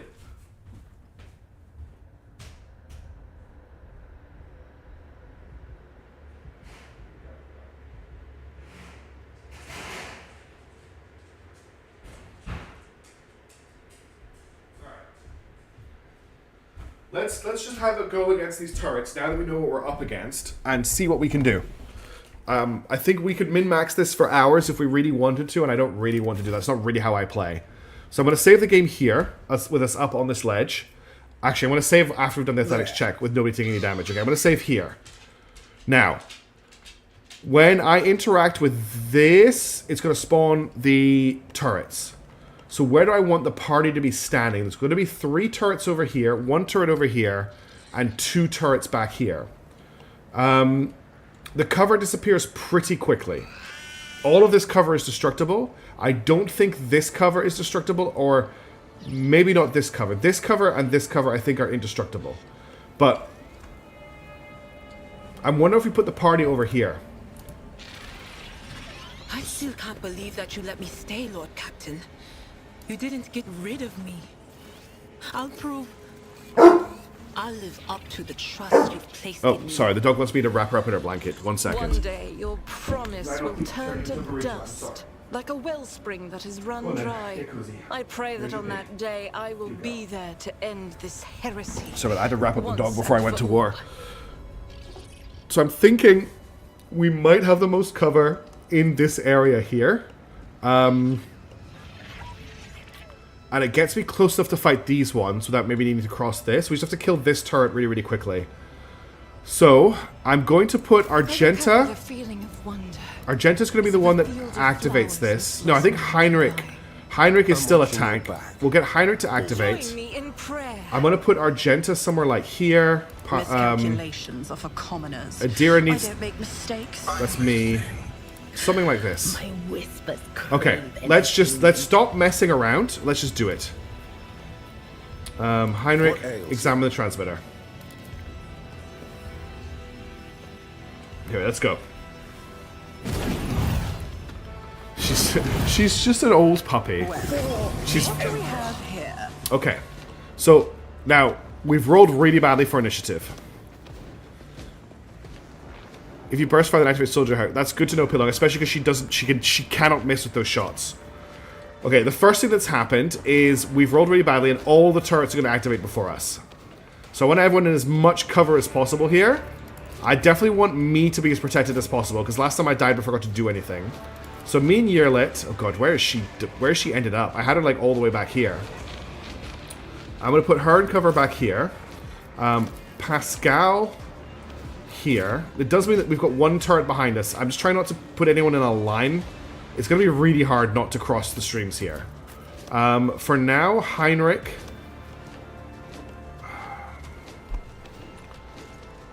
I guess take cover. Wait, let's move chat. We'll put Heinrich in cover here.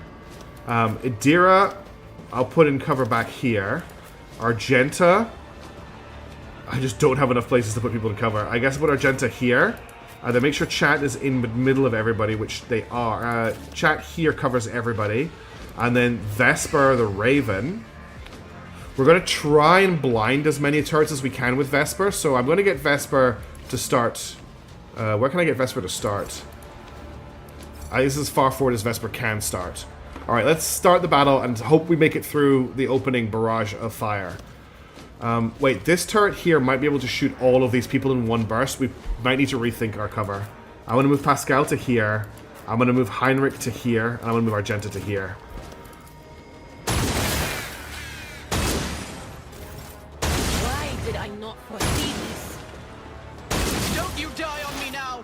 Okay, nobody's dead yet, but... Well, actually, no, Chat is dead.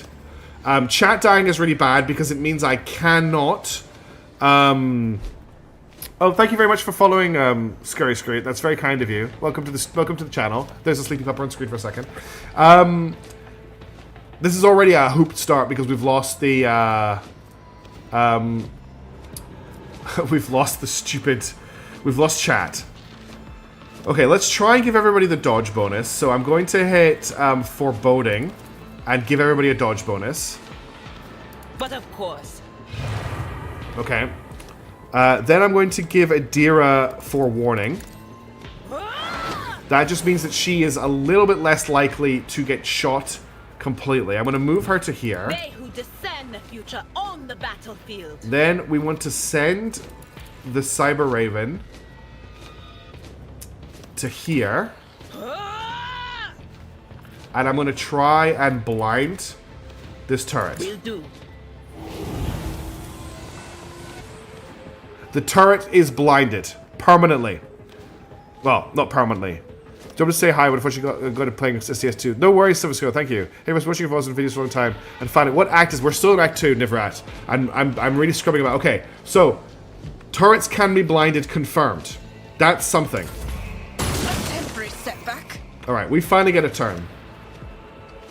So, this turret is blinded. I wonder if we can kind of ignore it.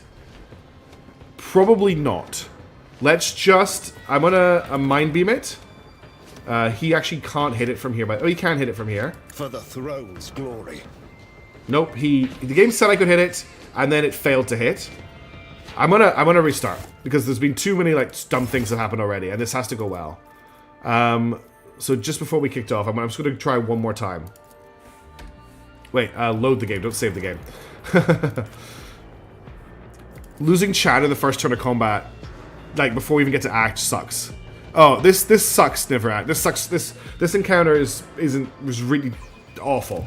It's gonna be this entire stream is gonna be me trying to solve this. You're always praying. I think back here is the best Don't you place ever to bore be. yourself? Do you even know what fun is? What? Alright, Silver Skyra, have fun with STS. Thank you for dropping by to say hi. It's really nice to see you. Okay. This could be an opportunity. Fear or hesitation. Right, we actually get some actions before they trigger this time. So I'm going to put Yearlit back here in super cover. I'm going to put me, where's Frostfur, in cover here. I want Pascal able to plasma thing, so I'm going to put him here. Chat, we've done with Adira. Our main target is this to blind, so I'm going to put Adira here. And Argenta, I'm going to put here where she can shoot at a bunch of different things. Now, is that everybody in cover apart from Heinrichs? Heinrichs von Calix. He needs to be able to Molten Beam these guys, so I'm going to put him here. This is still not ideal, but it's better than last time. And then the bird we'll put over here, ready for it to fly over here. So she's going to blind this one, then we'll blind that one. Okay, Adira's going first. This is the most dangerous turret, so I'm going to start by blinding it. On it. Okay, turret is blinded. Then I'm going to drop a Foreboding, which is going to give everybody in this area a crit bonus, and an armor penetration bonus, and a dodge bonus. What? And...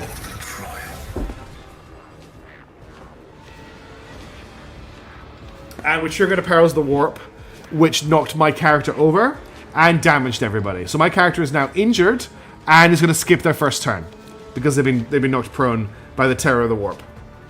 What I'm going to do on top of that is I'm going to give Adira a dodge bonus. And I've got 1 AP left after that. Can can we light these on fire with Ignite? Let's find out. But of course. We can. Okay, interesting. And that's her turn. Okay, Argenta's up next. This thing, I'm not going to shoot at it because Vesper's in the way. What I'm going to do is I'm just going to slap a Rapid Fire. We're going to slap a Furious Recital. And we're going to open up on this turret here with a full auto burst. Which isn't going to do a lot of damage at the moment because she hasn't got all of her bonuses. But that's what we're going to have to do. You know what? It could have been worse. There's no way I can hit with my shotgun from here, right? Because if I could hit with the shotgun from here, I could just activate, get her to 4 stacks of versatility right away. She may be able to hit. I won't risk the... does it really matter if I run and gun? Yeah, I want to run and gun. And just see if I can hit with this. Okay, it's not in range, unfortunately. That's a shame. Does she actually have to hit for it to work? It just says uses an attack. Yeah, conquer hope of friendship. Okay, I'm gonna just see if I can trigger this, even if it doesn't hit. No, it has to be a different weapon, from what I understand. Whenever the Archduke uses... Okay, no, a different attack, you're right. We can switch to the bolt gun. And we can use a single attack for the bolt gun. Thank you, Sujin. That does work. There, she now has 4 stacks of versatility, which means I can activate Confident Approach on her next turn.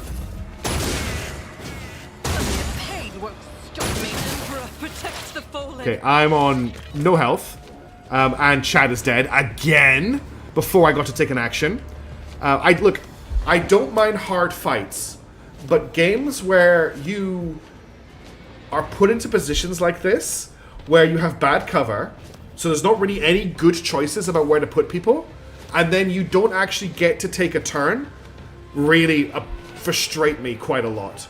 Because I feel like I'm being punished for no reason.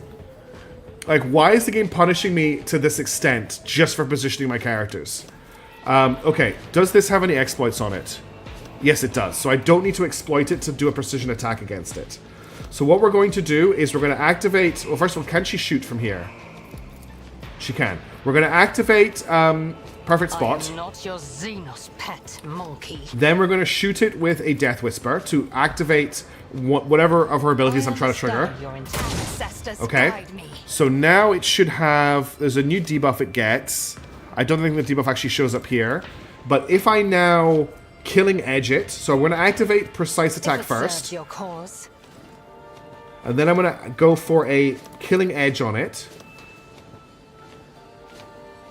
I just realized I used up the Expose, which sucks. I didn't realize that would use the Expose up. But we'll take this. No weakness Did 54 damage. Then I'm going to activate Strike of Cronus to get another attack. And I'm going to aim for the opening to get a new opening. Okay. And then I'm going to do this again. This tedium is beneath ancestors. 78 damage. Isn't this specifically a trap? I feel like it'd be weird for trap spawn with everyone being allowed to... that's fair enough, consistently stupid. You actually make a really good point. This is a trap. I'm just articulating my frustration that my character keeps getting killed before they get a chance to take a turn. You're right, it is a trap, and a trap should actually have consequences. That is a very good point, and it's a point well made. I'm going to move Pascal over to here. And we're going to plasma this thing. So I'm going to activate Perfect Spot. Mark this as prey. Mark this as prey. And mark this as prey. Request approved. Then I'm going to try and piercing shot this. He can't piercing shot it. Why can't he piercing shot it? Oh no, piercing shot is just a thing you activate. Right, then I want to... Do I think I claim the bounty will kill it in one hit? Probably not. So I'm going to do an overcharged plasma shot first. Then I'm going to claim the bounty. Then I claim the bounty to get all of the buffs. Okay, I'm on unfair difficulty, yes. So he's now got... Hunt down prey critical bonus. It doesn't tell me how much, but he has a stacking claim the bounty bonus. After a third enemy killed by claim the bounty, the bounty gets +1 charge. Yeah, so he gets +2 AP. So he's got another AP off that. We're going to buff everybody's weapons, which I should have done before attacking. I want to get Yearlet in that. Okay, and then he still has an action, so I'm going to expose weakness on this. Alright, let's end his turn. Can't Okay, I'm out. catch my So, breath. yet again, I don't get to take an action, which means we're missing out on a lot of actions, but whatever. As we say, it is a, this is a, let's, Word of the Emperor, everybody. I won't object to it. Okay, then we're going to Biomancy Hydrix. Then I'm going to Molten Beam. I should watch. We're really close to Perils of the Warp here. I am still going to Molten Beam, though. Your god is deaf to your Okay, prayers. I should have done that, because Heinrich just died. And, okay, it's a wipe. Everyone's dead. We just summoned 3 blue horrors.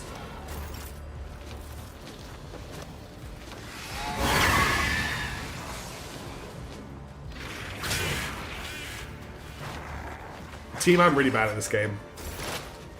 Hail to Brent. What a time to join the stream. Well, this is totally cooked. Pascal is dead, Heinrich is dead, and Frost is dead. We've summoned 3 blue horrors. This strategy works. I don't think I can take Adira. Yeah, it's. I am in fact alive. Yes, with 1 hit point. Well spotted. The blue horrors are definitely not helping. Okay. To catch me in a bad moment, maybe. Alright, so having the 2 psychers is a problem. Switch to stat before you use the psychic powers for more willpower bonuses. Does that really affect it? I didn't realize, Pelong. I'll try this one more time with our current build, and then we're going to have to go back to the drawing board. The flute player has vanished into thin air. Unfortunately, this just confirms my fears that there is something not quite right about Okay, the flute player is a reference to like 10 hours ago. Has gone missing all the time. Maybe he got run over by a train. I didn't even realize he was an important character. Okay, let's try this one more time.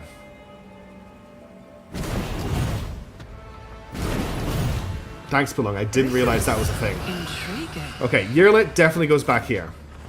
Adira, I liked her here. I put you here. I'm not going to put me here this time. I'm going to put me here, where this cover can't be destroyed. Chat needs to go as in the middle of everybody as possible. Pascal, I still like over here. And then Heinrich's here, so you can do stuff next turn. I think there's nobody in a line. There's only these 3 and these 2 in a line, but none of the guns can get a line on them. Everybody is in cover. Vesper's in a pretty good position to buff everybody. Chat can't use cover. No. Chat might. Chat. Well, I'll put chat next to some cover just in case. Good point. Okay, Yearlit goes first. We did a ton of damage with Yearlit last time. Let me see if I can remember the combo. So, first of all, is this guy... This guy is exploited, so I can piercing attack him. So we open by Death Whispering. If I may. Then... Okay, still got an exploit. Excellent. Then I want to... perfect spot. I understand your intent. And I want to piercing attack. And then I want to use a... Killing Edge on this. I am not your zeal, pet I missed. monkey. I missed with that. If positioning ends up being an issue, would it be unsportsmanlike to put in when you want them to be active to begin? So I tried that before consistently, and it teleported everybody when I activated the encounter. So then I'm going to activate Shift to Kronos, and we'll do that again. And this time we're not going to miss. If it serves your cause. Okay. Unfortunately, that first miss is very bad for us. And I'll finish the turn up by in my sighting this thing, so if it's still alive, she gets a free attack against it. That miss was really bad. Okay, so let's make sure she's using her staff. I definitely want to drop her Foreboding, because this buffs everybody with a dodge chance bonus. Oh god, mishaps. This is really bad. We're fighting Dark Elder turrets. Okay, then I want to give her a dodge bonus so she stays alive. Okay, everybody who's got the Foreboding, by the way, gets an armor penetration bonus, which is the key thing here. I have 2 AP left. Perils of the Warp is building. So the only thing I want to finish up with is by blinding this turret. And she still failed. It wasn't as bad, though. We didn't get the blind off. We did get the blind off. Okay, so this is blinded. And that's going to be her turn. I'm just going to exploit this. I'm not going to use any more psychic powers. And that's her turn. Okay, Pascal's probably going to die here. Okay, Pascal is still alive, but not in a good way. I'm going to move him into cover here. There's no one route forward. Unfortunately, Pascal doesn't know how to heal himself, so he doesn't have any medical abilities. Yes, it's in my plan. So we're gonna hold position. We're gonna mark this as prey.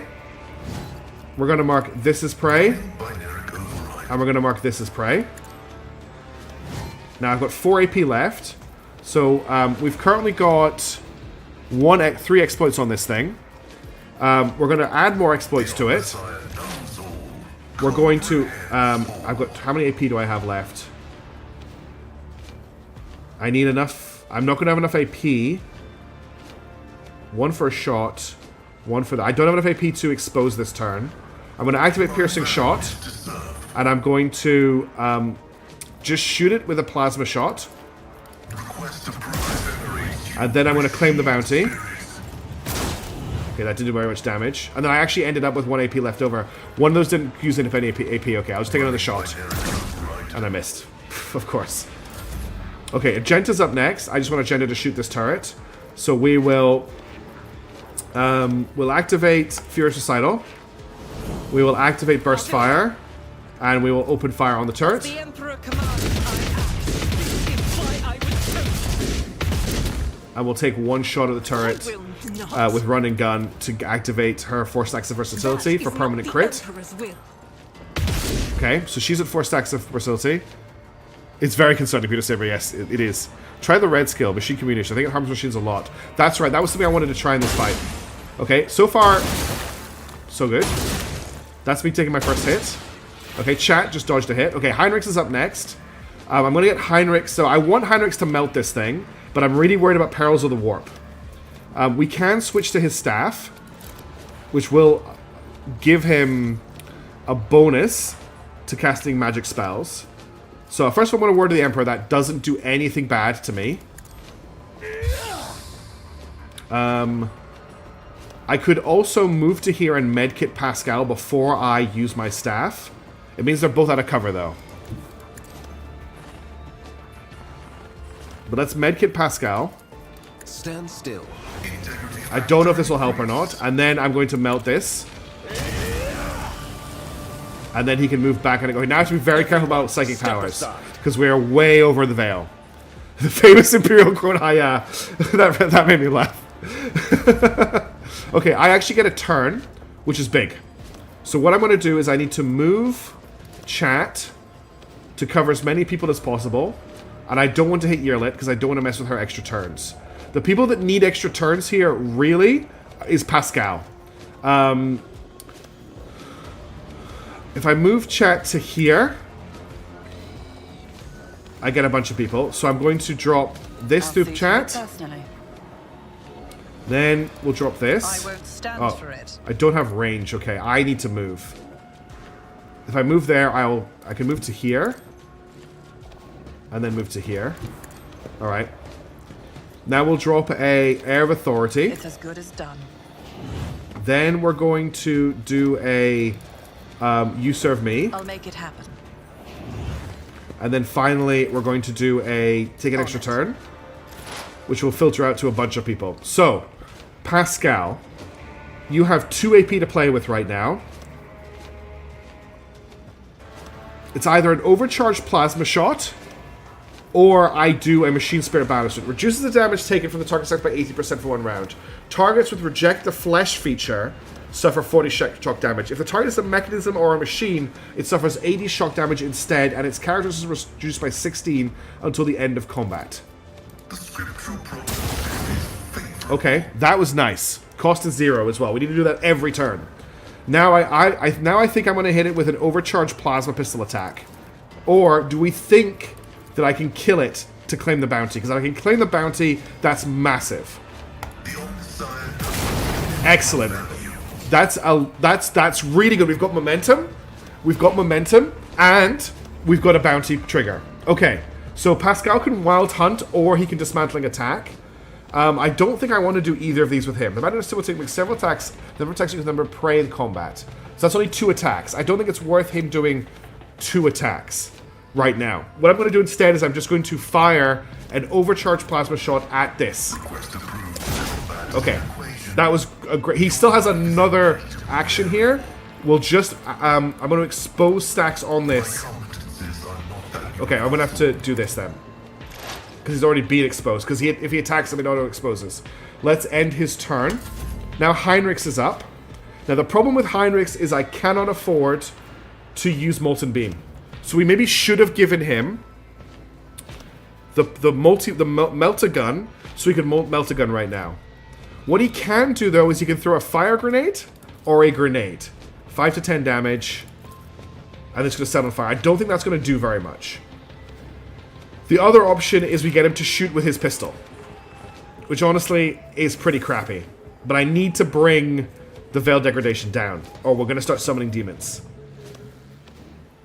The other option is I charge and just attack with my Force Sword.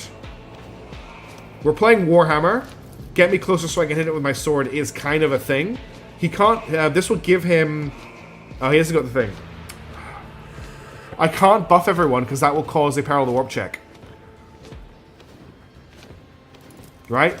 Minor Psychic Power, Veil Degradation increased by 1. I'm very worried about doing a Biomancy buff with Veil Degradation at this level. So I think for this turn, this is just a free turn. EMP? Why is EMP not firing? Oh, apparently EMP needs a full stop after it, Nivrat. I don't know why. Maybe it needs a full stop after it. If it doesn't fire, I'll do it manually. We're just going to shoot with our pistol. So I've got 30% chance to hit with that. We'll take the 95. Let's see to it. Okay, I'm going to trigger it manually. I don't know why it's not triggering. I can't get close to it right now, Pillong. I will be doing that, but that was a free just give 2 AP action from my character. We're actually in the middle of my turn right now, not his turn. But I need to trigger this thing because it's sad that it didn't happen. Emperor.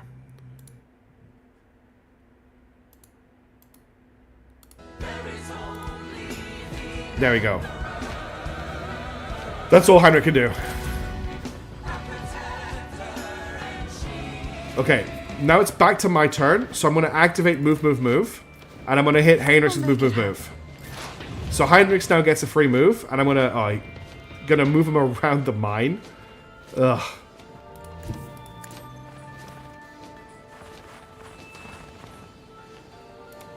Now, I'll put my psychic I've moved him to here. I can now activate a Daring Breach on him.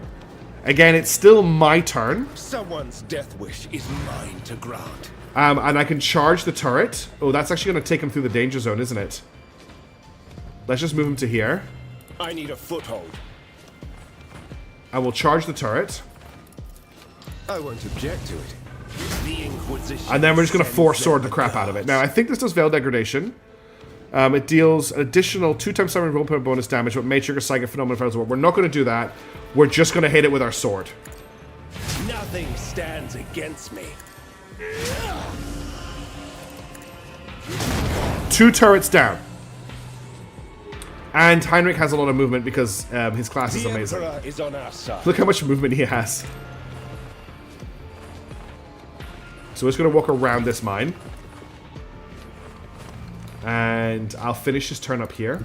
Everyone, step aside. Okay, Heinrich, very successful turn.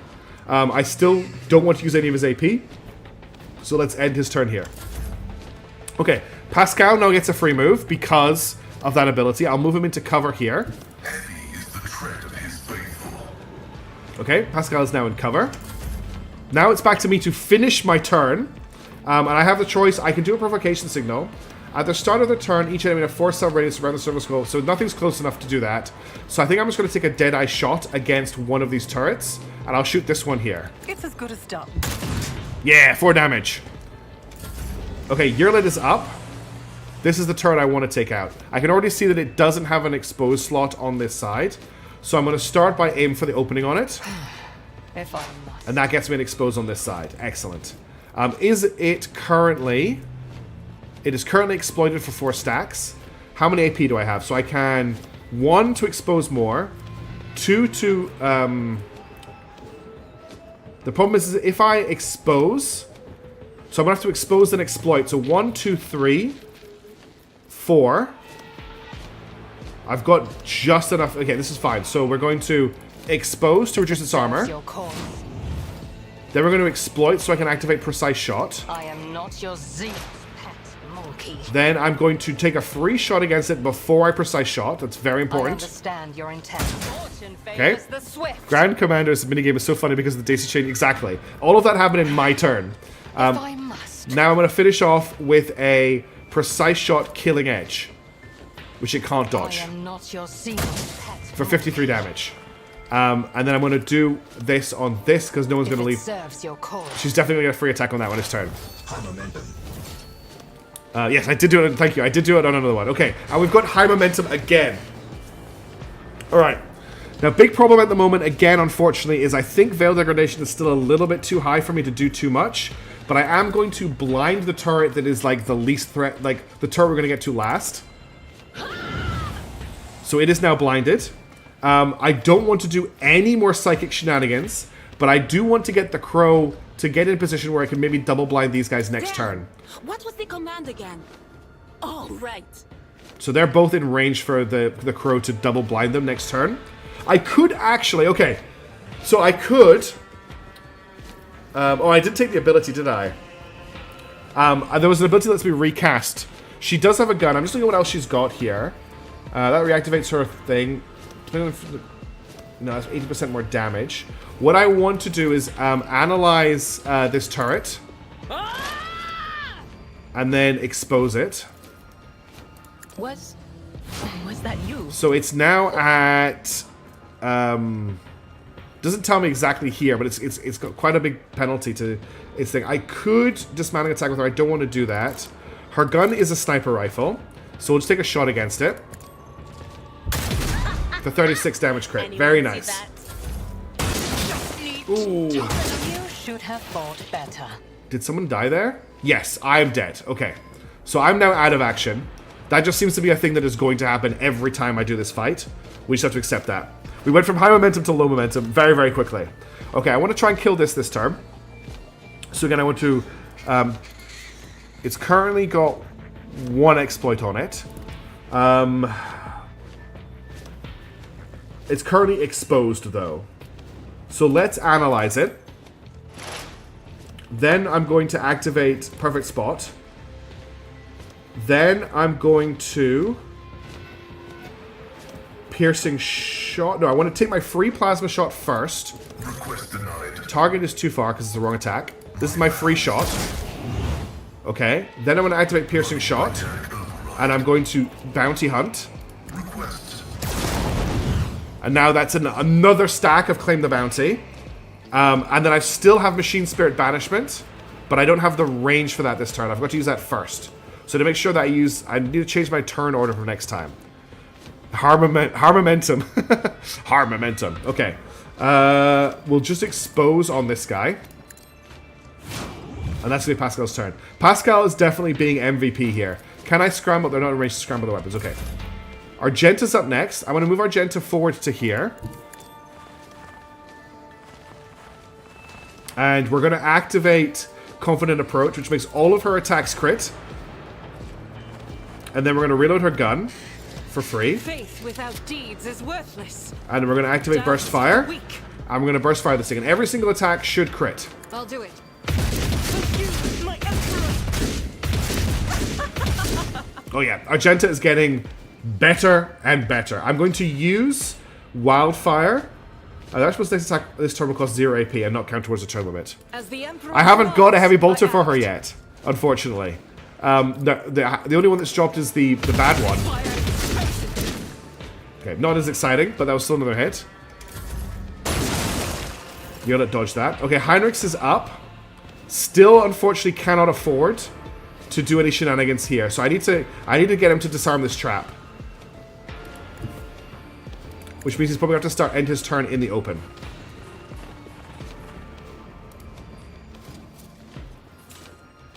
The Okay. Inquisition There's taught me many There's things. nothing I can really do here. I'm just going to have to run him across the bridge. Is he able, well, let's move him to here first. Get me a target. Is he able to charge either of these? Unfortunately, he is not Abelard. Yes, he can. Let's see to it. Okay, that's him at least in combat. And I've got enough AP for one attack. Lord Captain. Okay, Yerlit No weakness does is hidden from my takes her sight. free attack. I need to expose. Aim for the opening on this one. I understand your intent. Okay. We've got an opening exposed. I've got tons of AP. We'll take the free shot first. Okay, that's it set up. Now I think I might have lost the opening. I did. I need to do that in the other order. I keep losing the opening when I do that. Then we'll set up a precise attack. Then we will set up a killing edge, which does extra damage for its lost health, and it cannot dodge this attack. Not your zenith. Ho ho ho! 146 damage crit. Yes, I should try the autocannon as a secondary. That's a really good point. Okay, and then I'm going to set up another free attack on this guy. tedium is beneath me. And I will just... and that's her turn. Okay, Adira's up next. Let's move Adira to here. And we're going to blind this gun. We should be okay. Okay, so the 2 turrets that are remaining are permanently blinded. Because I don't think they can pass the willpower checks. They only have 27 willpower. Unfortunately, there's nothing else she can do. Well, I don't want to cast any spells with her. But I'm going to analyze this. Anything else? And then I'm going to expose it for Pascal. I'm not going to shoot at it to use that up. Instead, I'm just going to take a shot at this one. Do. And miss. And that's her turn. Okay, it didn't actually take an action there, which is wild. Okay, Pascal to here. Tactical imperative dictates. Then we're going to activate Perfect Spot to give the accuracy bonuses. Comprehend. This thing is exposed right now. Yes, we're going to start with the Machine Hate. He is 1 square away from Machine Hating. He is 1 square out of range of Machine Hate. That's really frustrating. We'll take the free Plasma Shot. Running binary. Okay, and then I'm going to take the... I'm going to activate Precise Piercing Shot. And we'll attempt to claim the bounty. 37 damage is fine. And then I'm just going to exploit this guy. And I'm going to expose him as well. Okay, and that's end the turn. Argenta is back. Let's get Argenta to cover here. We're going to reload her gun. Faith without deeds is We're going to worthless. tap Rapid Fire. Justice for the weak. And then we're going to open up on this. Only a 20% chance to hit, but I'm not shooting at this one where I can hurt my dude. Now, still nice damage. That's all she can do this turn. Focus, Van Kellogg's. Focus. Let's move Heinrichs here so he's not blocking as many shots. And all I can really do with him right now is stab this turret. And that's it. There's nothing else he can really do. He can endure. And that's everything. You took our free shot. I'm going to get her to focus on this turret this turn. So first things first, we'll take the free shot to set up If it serves the your cause, the armor reduction. Then I'm going to aim for the opening, which exposes the I am weakness. not your zenith. That's the correct order. Now I cannot... Oh, she needs to reload her gun. Damn, it takes 3 AP to reload her Your gun. intent. Okay, so I have enough AP for a precise attack. This has an no. Okay, I cannot precise attack this because it hasn't got an exploit on it. Does this have an exploit on it? Yes, it does. I'm gonna do it to this one then. So we're gonna precise If it attack, serves your cause. and then we're gonna fire a no dodge shot on it. If I 176 crit. We thought the one from earlier was good. That was even better. All right, Adira's up. Yes, it's more that for her precise attack to trigger, the enemy has to have an exploit on them, not exploit weakness. Exploit weakness. It has to have an analyze enemy exploit on it for that ability to work. So I have to make sure that my order of operations is correct, that I have an exploit on it, that I haven't eaten to activate an exposed weakness before I fire. That's why I'm doing all the checking. There's like an order that I have to do every turn. If I don't do it in that turn, everything breaks. Okay, I'm going to set fire to this turret with my On mind. it. And then we're going to... There's not really much else to do with her. So we kind of a sniper shot with her. I'm not sure why she can't sniper shot. Oh, because that was an attack. So that's her turn over. Pascal. I'm just going to get Pascal to run forward, to be honest. Is he in range to blow it up with his mind? He's not. So let's activate Perfect Spot. So I can expose weakness. I can expose weakness and then... sorry, I can exploit expose. That's 2, 3, 4. I'm going to go for 4. I just require so much planning. So for Vanguard, yeah, the operatives do require a lot of planning. So I think I'm just going to... This has exploits on it right now. Yeah, it's got 1 exploit. So I'll expose that exploit, which isn't a lot. Then I'll take my free plasma shot. Target is too far. No, wrong button. And then I'm going to piercing shot. And with the last shot I've got on the gun, I will claim the bounty and complete the encounter. Woo! Everybody, we did it. Okay. Now we need it. Oh, amazing. I have learned much. Thank you, everybody. A trivial What a fight. I mean, that was pretty fun, actually. In its own way. hard for a Rise to the simple top. monkey. Or get left in the dust. Okay. I Let's have just learned disarm all much of these in my traps before we do anything exile. else. Now, what did I get for this? Probably absolutely nothing, right? A trivial task. Let's inspect the wreckages. My success. Okay, was there is inevitable. actually a Wraithbone blade fragments and plastic crystal claw. There's actually loot in these things. Sense of pride and accomplishment. Yeah, it's okay. I'm not worried about the Too wounds because hard for a simple monkey. I'm going back to the ship after this. I don't think there's another encounter. So I'm not going to bother healing anybody. I have learned much in my Oh yeah, exile. that's the dead Eldar. Did you hope to see an Nothing can be Azuriani gained from it. fail? Okay. She must have failed that Lord Xenos test. My success was inevitable. Xeno, this definitely to me looks like a fake wall, but I'm guessing there's nothing there. Too hard for a simple monkey. Okay, your superiority is getting annoying. I have learned much in my exile. My success was inevitable. Okay, so we've looted all of the Always turrets. keep your eye on Oh, the there's some prize. goods hidden back here as well. We'll try attack you, Sir some Pascal. Been accomplished easily. Then I will tech use it with a multi-key. There we go. There is a shrieking pistol and makeshift heavy xenomesh. 60% armor, 4 armor deflection. So it's heavy armor. Plus 2 deflection against non-human enemies, plus 5 wounds. Might be good for Abelard. Not for anyone else. It is a fake wall and there's a bunker there. Okay, well I have to work out how to get past it. I'm guessing I need to interact with the transmitter now that I've completed this. I'm going to save the game in case I spawn more turrets. This unsettling structure adorned in strange masks. Where is it adorned in strange masks, game? If you told me it was adorned in strange masks, I might not have clicked on it before. Vaguely resembles instead of a powerful transmitter. At its base you see a cogitator and a few other devices. It seems that some part of the structure is buried underground. So why not Cassia? Usually I let the team... I let chat vote on my party, Nivrat. And I was using a different party, and then I went for this specific party for this encounter. Because I needed armor penetration, and basically the way I set everybody up was to do as much armor damage as possible to these turrets. So the party kind of changes with every stream.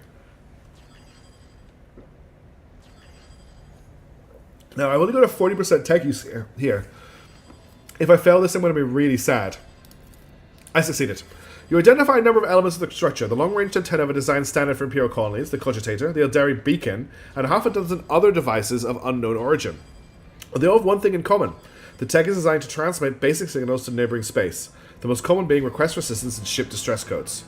So, someone loaded this miserable piece with transmitters from various races, in the hope that someone would land here and run into the welcoming committee. Clever.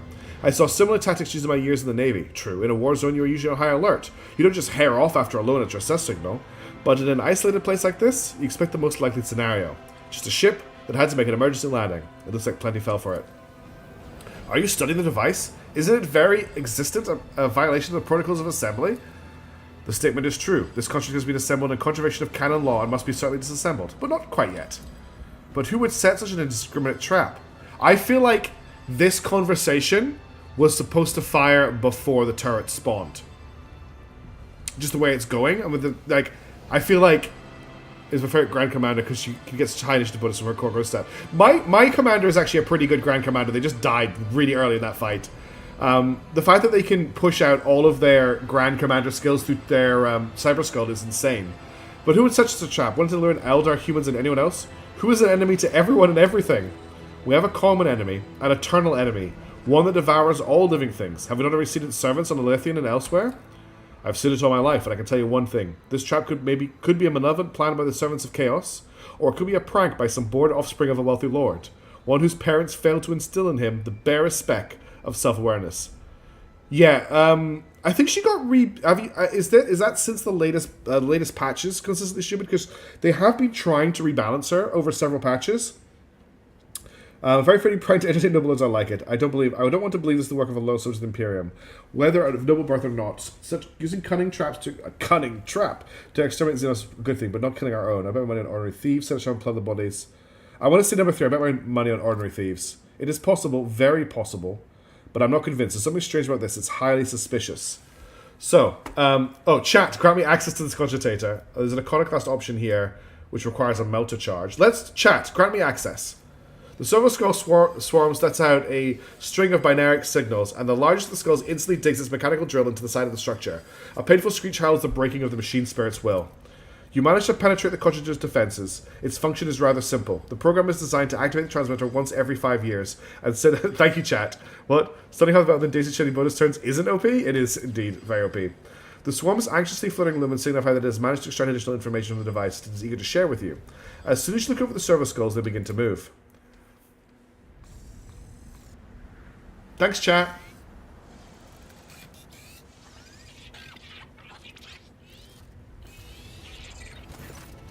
The swarm hovers near a wall of ice and lets out a binary chill. There must be something hidden behind it. I'm going to blow this thing up. The demo chest failed. You've hit the charge and hope that it will be enough to destroy the entire structure without hurting you. Alright, let's... the transmitter has been destroyed. It'll never lure the person into this trap. Demolition's 50%. I'm going to save before I do this because we're already quite badly injured. The burden of failure is the most terrible punishment. Never doubt me. No. Okay, is this a combat encounter? Because everybody is really badly injured. And I'm not healing people on purpose. Because I can't heal wounds. You investigate the secret bunker in the distress zone. No, there's not a combat encounter. It's just a stash. Is there money to Oh, be made? but there's stuff in here. Okay. I just want to make sure that everybody is not running forward. Okay. And then it's your... The Emperor sets my path. I need to use Yearlit State your to intention. just disarm this trap. I have traveled far darker paths. Big paths. Okay. Thank you for making sure I found this. A trivial task. Oh, Okay. too hard for a simple monkey. Be quiet, or you won't be in the party next time. What have we got here? Some Xenotech. Carcass of a strange creature. Did you hope to see However, the creature is not like a fail? typical inhabitant of this planet, but we failed the test. There's a book here, an anatomy tome. Are you going with Iconoclast? Consistently, I let chat vote whenever we get a one of those choices, and I go with what they vote for. So I like to get chat involved a lot when I play, when I stream. This slot, the Thursday slot, is the one I get them to involve in the most. So whenever we have to make a big decision in the campaign, or we have to make one of those iconoclast, dogmatic, or heretical choices, chat votes. Democracy picks. And chat is full of heretics. The wielder gains +9 additional damage for single attacks against human enemies. It also gives +5 bonus to Medicaid. That could be very good for Kibala. Alright, gang, off to look what I crunch for AP final. Good luck with your AP final. That is very important. I wish you all the best with that. Okay, I think that's everything. It was just that book was really the big pickup here. I'm pressing tab to make sure I haven't missed anything else. Okay, it was just that book. Was the great... all that fighting for that book. Alright, let's get out of here and get everybody healed. Thank you for sticking with me for the great fight with the turret stream. Useless. Oh, cool. He failed the test and got injured.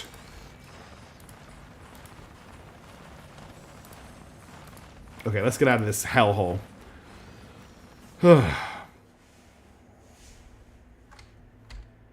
I should definitely give her the heavy bolter.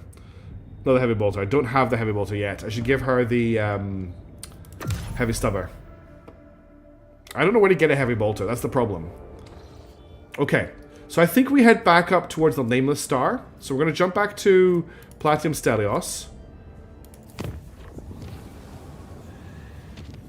And then we'll jump to the Forgotten Twins. And then we'll jump to the Nameless Star. That night, the Lord Captain and some of her crew awakened by beautiful music. The sound seemed to caress their very minds, until they realized that the source was their own bodies. While their teeth were chanting out a staccato, their tendons were being plucked like strings by unseen hands, and invisible breaths flowed through their bones, turning them into mouthful flutes. The illusion ended, but for a long time afterwards, everyone made their hearts stutter in fear. Was the orchestra about to strike up once more? Would have been stolen autocannon. If we found it, then it was ours all along.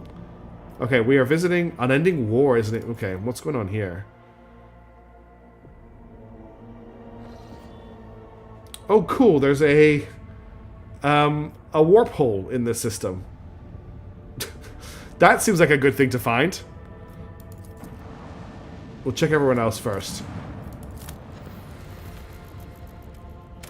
Okay, there is an ancient bunker. I'm just going to... because it's getting close to the end of the stream, I'm just going to stick with this. No, I need to take Abelard with me. Let's leave Adira behind. We have to have Abelard in the party. It's very important. And now the party's all out of order. So it has to be Abelard, Argenta, Pascal, Heinrichs, and Yoda. That's just the party I'm taking with me for this one. Can't choose a route to do whatever you want? Yes, of course. A people of terror, if you will. I love it. A people of terror. But next stream, we're going to have to vote on a new party. We'll go by Candace Azumi's. Okay, something is happening. Everybody is choking. Everybody is now dead because of poisonous gas. Galvanic hazard, keep out. Melting venom. What is melting venom? I paused the game so I can read this up. It seems the poison vapor somehow found a way to the bunker's ventilation system. I don't see melting venom as a debuff that I have. Oh, so we need to level up Abelard, so we'll do that really quickly. We'll get his... what are we actually leveling up for him? He is good at athletics and carouse. I've been failing a lot of athletics checks recently, so let's get his athletics up. And then we need a talent for him. When entering combat, he gains +6 weapon skill, blah. The harsh one gains bonus critical damage. This bonus is kept. Yeah, he doesn't have that. Armor reduced by any effects. He gets +10% damage. He's more about not dying is his thing. Whenever the spell uses other allies as her attack, he gains +1 and 10% no. Save for still increases critical chance. While the average is undefeated reckless rush, their attacks do not cause MP. Interesting. Killing an enemy with a melee attack makes his ranged attacks cost 1 less. He doesn't have a ranged weapon. As long as he's killed at least one enemy with a melee attack, he gains +13% bonus to dodge. That might be quite easy for him to trigger. Nope. Contempt of the Weak. He does plus critical damage against targets that are stunned, prone, or blinded. That works really well with Adira. All ranged and air ranged are reduced. No. Archwell gets 1 second for this minute. And whenever an ally grants him an extra turn, that would actually work on him quite well because I do grant him a lot of turns. Let's grab Discipline. And then I also want to just jump into the inventory for Argenta, get rid of her shotgun, and give her back the heavy stubber. We might mess around with that just to see how it's performing, especially with that crit thing. Okay, so this place is poisonous. So we're just going to take constant damage while we're here. Okay. An old Imperial bunker. Ah, there are some on Dargo. The massive door is dotted with small chips, scratches, and bullet marks. There is no sign of any hinges, levers, or anything resembling a lock. There's a rusty, dusty panel built to the wall to the right. As you approach, the cracked screen begins to flicker faintly. Let's force access using the control panel. Why am I doing that and not Pascal?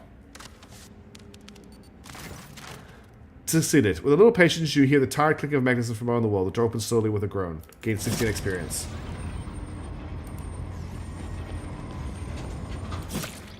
Okay, there's a corpse here. The mummified corpse is armor stretched towards the exit. On the soldier's neck is a broken respirator adorned with the Imperial Aquila. I feel like we just have to be as fast as we can here. Okay. Let's open this door with a tech use from Pascal. The machine gun grants me insight. That did not take me where I thought it was going to take me. Let's go in here.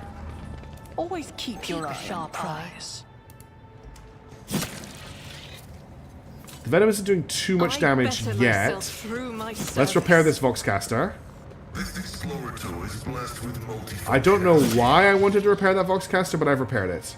Insufficient power to open door. Okay. Forbidden. That's some stuff. I'm feeling a real panic to like move fast in here because of the attrition damage. Worn seal. A worn golden seal done with intricate patterns. Someone has deliberately scraped the coat of arms off the handle. Feels important. Error. What? Making adjustments. What star allies? What do you mean? What is this? This bathroom. Failure. Oh, Just wonderful. 10%. Why did that happen? Why did the game put that there? That was just mean. Presuming you have a way to fix the ventilation. I Yes. always keep my options open. Officer key. Grants access to the archives. That seems important. When you fix the Vox, chat don't put the star allies are with us. Oh, I didn't see that, Peter Saber. Thank you. Oh, this looks important. Rusted reservoir stored drinking water. Not that important. Valve is required to regulate the flow. Okay. Okay, that didn't do anything. Pascal, open this door. This looks important. Computer. And there's a valve there. Before you was an ancient but wholly typical console. Intended for use by people not trained in the mysteries of ministering to the machine spirits. The cogitator is completely silent, but as you approach, you sense the warmth emanating from its metallic casing, a telltale sign that the machine is working. Pascal offers the cogitator a reverent bow, chanting the binaric aura of launch priming. The spirit of the machine embodies resilience and indomitability. It is den of decay and entropy still doesn't reign over this place. Request the status of the bunker's life support system. Water supply system failed, reason unknown. Temperature and humidity control failed, reason unknown. Energy regulation system unknown error, warning backup generator collected Halex Dragon. Oxygen system failed, warning air filters damaged, warning defense system failures. Activate the emergency ventilation system. Request denied, air duct system malfunction detected. Let's not activate the defense systems. Step away from the cogitator. Let's grab this valve. Yep. There's also some goods in here that might be important. Those aren't important. Those aren't important. Is there a door in here as well? No. I've now got the valve I need for here. So let's put the valve in. I don't know if that's fixed the problem though. But, yeah, okay. I can't interact with this anymore, so I believe I've done the right thing there. Okay, I don't like this. This is awful. Okay, Sector 3 is... This is barracks. I should probably quickly... Okay, chat thinks this is important. It's not important, it's just loot. I just want to make sure we're not missing any keys or anything. Like, there we go, there's a multi-key and a med kit. I'm going to have to medkit a couple of characters in a second. Decayed Scroll. 348 years ago, our ancestors arrived on this blooming world, built the cities and the manufactorums, and founded here a society free from heresy and fear. But the immortal Emperor of Humanity, the Warden of Light, saw fit to test our faith. A great war tore open a rift between our ancestors, divided them into two factions, and turning the world into a boundless battlefield. Each day we fought the enemy, so that our children could see the dawn of a new era. An era without blood, pain, and tears. One day the skies answered our prayers. The great star allies descended from the darkness of the cosmos and poured upon our great army the doomsday weapon. And so we brought righteous anger upon our foes and ended the centuries-long war and welcomed the dawn of a new era. The universe will hardly notice our deed, but the God Emperor sees all. We, children of a great nation, must dedicate ourselves to this sacred mission, to survive and revivify this world as the most beautiful flowers are revivified from ashes. And hence not despair, sons and daughters of the Imperium, for our star allies are behind us, and the God of humanity is with us. I know the help is coming, and soon the skies overhead will shine once more. So they let aliens give them a super weapon, and they blew their planet up with it. Sounds like they deserved what happened to them. That is pure heresy. Wisdom to perceive. Okay, where is this? Here. The Emperor favors me today. Crates of dry rations sealed to this day. Each one has winter scale. Okay, I'm just going to very quickly I align my path with yours. heal For now. up When my the people. faithful are idle, heresy grows. Be strong. Greater trials lie ahead. You have offered me another chance. Let me tend to your wounds. Okay, I and then I'm owe you going a debt. to refill her with more med kits, of which I have plenty. Make sure anyone else who can carry med kits is carrying med kits. I can't use med kits, so I should probably have something like a stun grenade. You need med kits. You've got med kits. You can't use med kits. You need med kits. I don't think you can use med kits. You can. Carry 2 med kits for me, and also carry a cool Eldar grenade because you are a cool Eldar. Okay, let's keep moving. I feel so panicked by this. Yeah, that would be great if they did. 0%. Wait, why? What's going on here? Why do I have a 0% chance to open this door? Ah, panel. Insufficient power. Okay, we need to get the power back on. Okay, there was a corpse in here. Let's just quickly check the corpses. Unknown Officer's Diary. I'm tired. How long has it been since Doomsday? I think it was the 36th year when the heretical cholera wiped out half our people, including the old bookkeeper Halgar. Time has stood still for us since. It was so long ago, and what a convenient solution to the overpopulation problem. Ha! The commanders think we bought this coincidence, morons.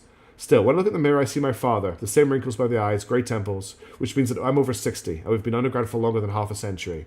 No sky, no sun, no joy, and no hope. If that damn propaganda scribe tells me one more time that I must not lose faith, I'll make him eat his own tongue.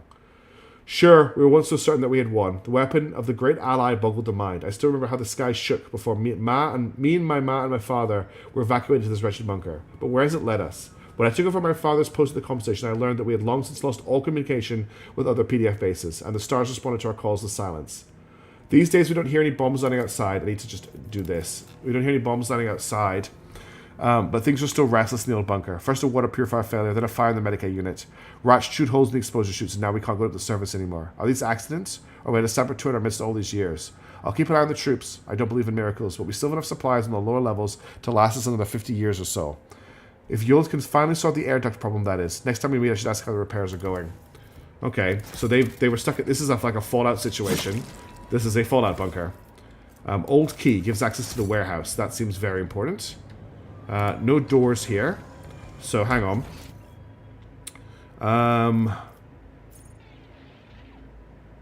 I can't see anywhere I haven't been except for all the way back here.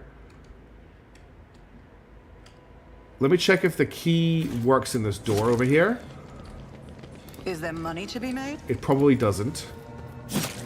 No, 000, and the control panel doesn't have any power. Okay, well, I'm missing something. I'm missing something important. Oh, we haven't checked these side areas, actually. Oh, that's just the bathroom, but I haven't checked what's through here. The words on the sign say, Fatality Planetary Defense Forces. Yellowish gas is slowly through the rusted duct. Yeah. Operation successful. Okay, this is just a room. Corrosion and merciless, those old Imperial bayonets, charged chinsos, and las guns. Why am I panicking so much? Another multi-key. A combi tool. Grants plus 10 bonus to tech use. Okay. Pascal needs to equip that. Ready for data input. Where's the multi-tool? Alright. So there must be... have a backup plan. If I come back here... Ah, there's a doorway here. We probably need the key that I found in there to get into something back here. This is so Owlcat. No, there's just a console here. The conscious panel has dozens of breakers, buttons, handle switches, and other control mechanism. Request the status of the life support systems. Water supply failed, is unknown. Okay, we already had this. Request step by step. So that doesn't give me any information at all. There's nothing else in here. Okay, I'm missing something. Because I think I've been everywhere.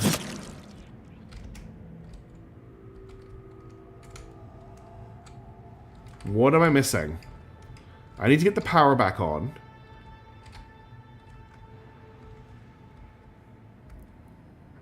I've been everywhere. Let's go back to here. We're gonna have to medkit again. Go over it again, but slowly. Multi-key in here. I'm just gonna very quickly I have a nose for profit. medkit Look no further. everybody who's getting injured. Let's patch you up. I'll make sure to return the favor one day. Injuries will not I've seen a slow lot of me. innocent people. Your technology is limited, Where are you but I am going? grateful. I just want you to medkit each other. That was weird. What advice do you seek? This wound will make a fine scar. Abelard, what are you doing? Forget this. Just heal me, please, so we don't waste any more time. Let me help. I'll make sure to There we return go. the favor one Okay. day. So I feel like it's something in here. I mean, I haven't activated the defense system. Maybe that's what I need to do.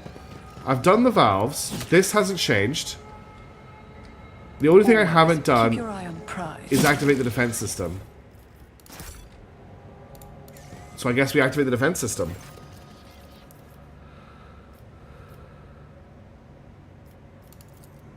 Okay, I did the water, and I'm going to try and activate this now. Processing input data. Data confirmed. Compressor launch in progress. Pressure levels nominal. Warning. Error encountered. Insufficient power. Booting emergency energy. Success. Pressurizing facility. Success. Booting compression. Success. Emergency air filters activated. Automated defense system activated. Right. With your mission, I'd extract the command blocks of this noble sheet to hold a vigil for succeed spirit. The Omniseer preserves the faithful. So, the monkey poisoned this world, and then the world destroyed them. So, the problem is the defense system is active. What is the defense system? What are we dealing with here? And also, there's a room down here that we can get into. Yes, that's exactly what I'm thinking. Mistress Elliot, the ship's crew would be less alarmed if you made the slightest effort not to frighten them. That is true. Monkey Okay. fears are not my concern. And I even don't- if I wanted to, I don't like this. What is down here? mind will never cease to fear those who stand above them. Okay, we've got a really deep elevator shaft. And that's it. Because this is blocked by rubble. I sense something nearby. Someone sawed off the emergency stairs and tried to conceal the damage. Fox with a winter scale emblem. Entry C is 100, I think? Remind yourself that overconfidence is a slow and insidious killer. It's been 100 cycles, and these idiots are still none the wiser about who saved them from the storm. Going back to my camp is no longer an option. Damp rats chew through their protective suits, and these pissants are out of repair materials. So there's a winter scale agent on the planet, even though these guys are locked in the bunker. Entry 104. There are some decent people here, just civilians like my mother. This one girl, Zimmy, even made a habit of coming in by in the after hours. She asked me to teach her the letter so she can write to her father who went to the surface 2 turns ago. Foolish child. The war has taken its toll on both sides. Hold on, am I sympathizing with the enemy? I better still put a stop to this. Entry 110. I was finally allowed entry to the upper levels, and lo and behold, what did I find there? The same supply crates as those gifted to our lords by the Star Allies. The same rations we've been eating, the same weapons as we've been fighting with. So our lives have simply been toyed with. Hang on, I need to do this. Winter Scale has betrayed us. I must report this to command, no matter the cost. I got my hands on a cutter and decommissioned a few blocks of explosives. No one knows a thing. I bribed the officers with a dozen rations. Now I just need to get the schematics to life support systems.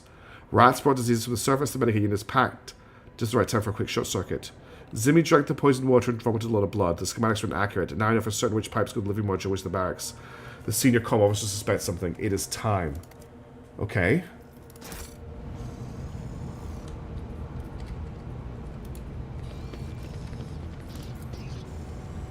Some unknown accident caused the elevator shaft to collapse. Reaching the lowest levels at this point requires sending a mining team.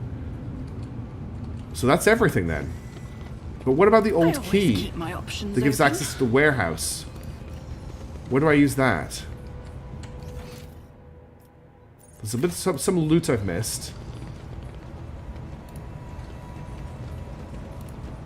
And I'm guessing we're going to find out what the security system is at some point. Was there loot? Oh, this door. I couldn't open this door before. That's right. The forbidden door. I can open the forbidden door now.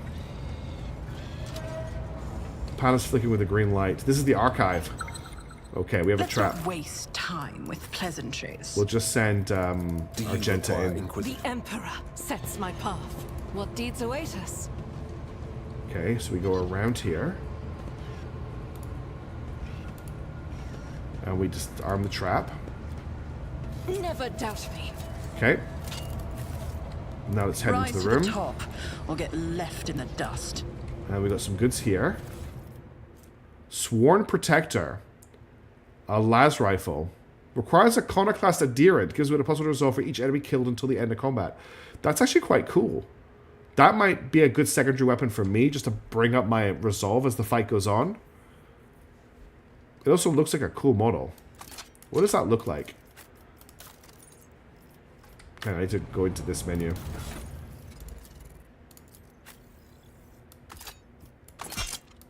That is a cool lasgun. Oh, but it's got a dumb backpack. But it didn't say the people that I killed. It just said for each enemy killed. I was assuming that I was my party. Okay, we got a melter charge. Got a lot of loot here, and then a logic for 70. I guess that's up to Pascal. He's the only one who knows the secrets of logic. A few properties made the Winter Scale seal contain plans for military operations and a mention of the Doomsday weapon. Still not getting a whole, like... feel like we're missing something really big here. I always have a backup plan. I think there's still some loot at the end of this corridor that I missed. There's something in this room I missed. Oh, I missed all of this. Alright. We have looted the entire base. Huh. Why is this door closed?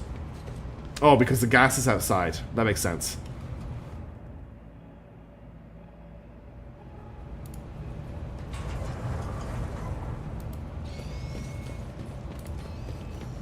Is there money to be made? I feel like we're about to get attacked.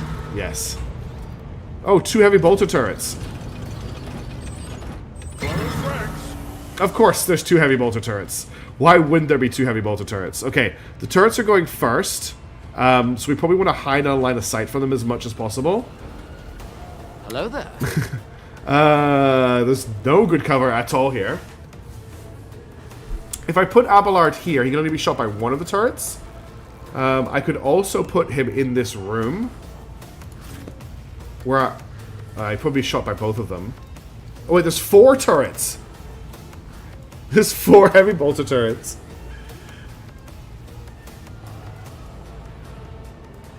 Oh my god. I don't know how I'm going to get through this fight.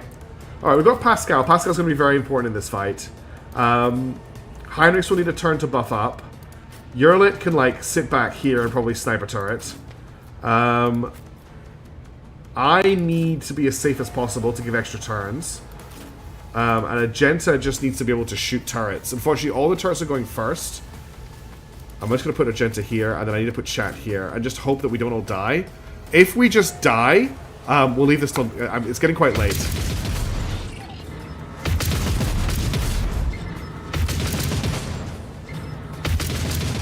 Okay, that could have been much worse. Alright, does Yerlit have a shot on this, first of all? No, they're actually out of range. That's hilarious. If I move her to here, she has a shot. Move swiftly to strike. I also don't want her to use her Shrieking Catapult. Sniper rifle, please. Alright. We've got a good position. Then we will hit this with a free attack. I am not your seed ancestors. Guide me. Okay. Then we will exploit serves your it, cause. but not expose. Then we will create a weakness. Good, we got the weakness. Then we will activate precise shot. And I'm pretty sure this is the same problem the other thing had, in that it cannot dodge. Cannot dodge. Excellent. So we'll attack it with the ability that does extra damage, but gives them a dodge bonus. No weakness is hidden. And then I'll give her a free attack, and we'll go again. Wait, can I not get an extra attack? Oh, she has no AP left. Durr. That was dumb. Alright, you took a lot of damage there, Abelard, but we'll just get you to charge this turret. For the Emperor! Yeah, hit it for 1 damage, because that's all you're probably going to be able to do here. Activate reckless attack, My duty. and attack again. Indeed. Grey hair. Your hair. Nice. And then just use a med kit, Soldier would have been disciplined 'cause for you're such a wounded. performance. Field medicine at its finest. and then Victory is brace for impact. This is a dumb fight. This is a really dumb fight. Okay, Heinrichs. I'm going to do your full buff. So, first of all, word of the Emperor on the party. I won't object to it, Then, a biomancy yourself. naturally. Then, set yourself on fire. Let's see to it. Then, make the fire permanent. For the throne's glory. And then, endure. And next turn, you can go and fight people. Alright, I'm up next. I want to move chat so I can buff as many people as possible, which means chat is in danger of dying. Who, if not me? Okay, then we're going to activate, what's this called again? You serve me. I'll make it happen. Then we need voice of command. Then we need air of I'll authority. see to it personally. And I will give a free attack to It's as Pascal. good as done. Pascal, first of all, is going to machine... oh my god, is that not in range? Or can he not see it? The order is contrary. Target is too far. Okay, so we're not going to do that. We will activate Perfect Spot for free. I'm going to mark this turret. Quest approved. This turret. I can't see it. Okay. This turret. So I've got one more turret to mark as prey. Then we're going to take a free plasma pistol shot. Running by natural light. Okay. And then we're going to activate piercing shot. And we're going to bounty shot this turret. Combat is an equation. And that's his turn. Life is a Heinrich is up next. Heinrich can't do anything, but what he can do is he can mind beam this turret. And that's all he's got. Then it's back to me to finish my turn. And to finish my turn, I'll just shoot a turret, I think. The best defense is a good offense. I could give a free move, but I passed, it's not going to like, let him get an attack, is it? So I don't really want to do that. Okay, Argenta next. How am I going to use Argenta here? She doesn't... She has a no shot on this turret, really. She really just needs to get here and open up, doesn't she? So let's just do that. Enemies of the Emperor will be undone. Oh, that's right. We're going to try out the stubber. Let's try out the stubber. So we're going to activate Fierce Recital. The Emperor commands. We're going to activate Rapid Fire. She's going to take 16 shots at this thing. Doubt is for the weak. Oh my god, that's so terrible. Okay, let's switch to her her bolter. And we will fire one bolter shot, which will get her 4 versatility. This is unacceptable. Oh, we choose to run and gun I'll to do that. it. I will not. You, my Okay. Emperor. Now, the soldier gains the ability to make a number of extra attacks using weapons rate of fire. Using weapon attacks that normally cost at least AP. These attacks do not spend AP. I don't think she's the best option for this, really, because they've got too much armor. Can she throw a melted charge? She could throw a melted charge if she had one equipped, but she only has a fire grenade and a force grenade. It's fine. Their armor will go down. So Pascal's back in action. I just want Pascal to shoot this turret. So we'll start off by... Is it still exploited? It's still exploited. So all I need to do is we're going to buff everyone's weapons. I can't buff hers, unfortunately. You have the wildfire ability there on her. Doesn't that give you another attack? It does, but I didn't have enough AP to activate burst fire, and I want to make sure I can burst fire that extra attack. Then we'll take our free plasma shot on this. running by natural ability. And then we're going to piercing attack. And we're going to claim the bounty. Request. Combat is an equation. Your life is in negative. Again, for some of my abilities to trigger, I need to have an exploit on the target. But if I use expose weakness, it removes the exploit. That's why I'm not doing that right now. But you are right. I don't need to do that for Pascal. It's for Yerlit I need to do that. So I should have done that. But I wouldn't have enough AP if I did that to get all of his attacks off. I could Wild Hunt. but I think it's probably better to give Heinrich the free move. There goes chat. I knew chat wasn't going to survive.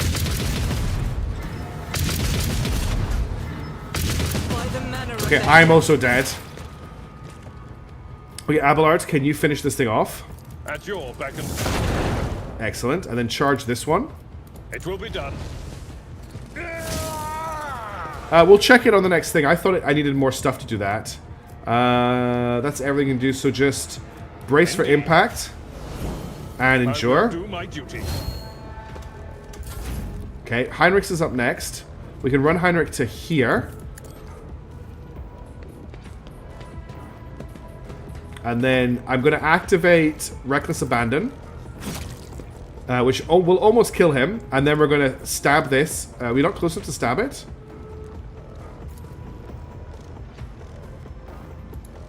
Why can't I stab the bolt gun? I'm right next to it, am I not? I won't do that. Did I not move him close enough? Cool, I didn't move him close enough. I thought he was close enough. Well, we're just going to remove the armor on this one then. I won't object to it. And I'll get him to endure. Naturally. And I'll get him to biomancy I Abelard. won't object to it. Oh, I should have done that. You're right, Devarto. I'm also getting quite tired. It is 12:30 on a workday night. So my decision making isn't as good as it could be. Alright. With the bolter, Faith without deeds is worthless. we also want to make sure we activate Confident do it. Approach. And I should be able to shoot these without hitting... Yeah, I don't need to worry about hitting Heinrich. As the Emperor commands. You, Emperor. These guys have a lot of armor. Alright, so if I activate Wildfire, I don't think I get a I'll burst do it. attack. Yeah, I don't get to use Rapid Fire. I'm trying to do it when I've got 1 AP free to do that with. Deeds is worthless. And she missed with every attack anyway. Alright, Pascal next. Pascal's probably one of my best source of damage right now. I'm going to move Pascal up to here. We're going to mark this as one of our new bounties. I need to put him into perfect spot shot. Then I've got one, so I've got one shot, that's free. Then 1, 2, 3, 4, so we should be fine. So we will exploit. We will expose. We will shoot. Nope, we will shoot.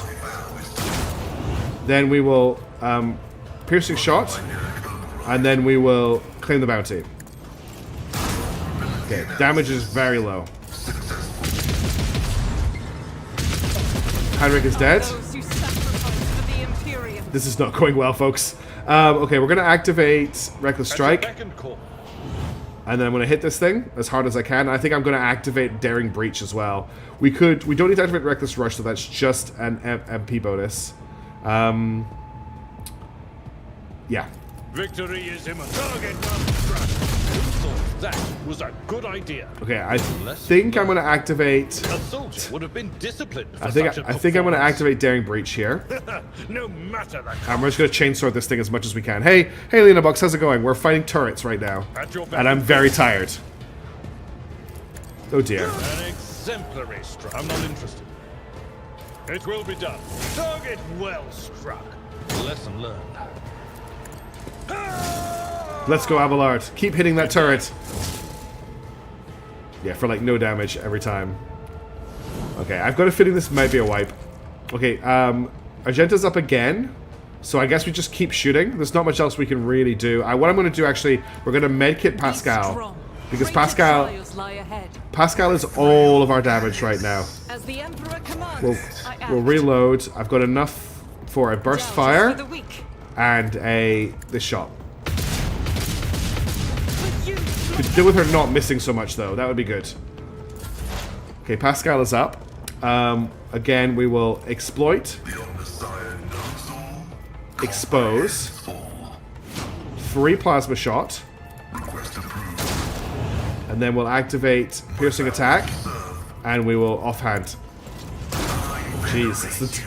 Oh, I could also do this. Which did 6 damage. Damn. And there goes our cover. There goes Abelard. Okay, we're in a lot of danger right now. I can run Argenta to here. Rejoice in battle. And then we will activate Burst Fire. Burst Fire this turret. This is Okay. I'll take the wildfire. Do it.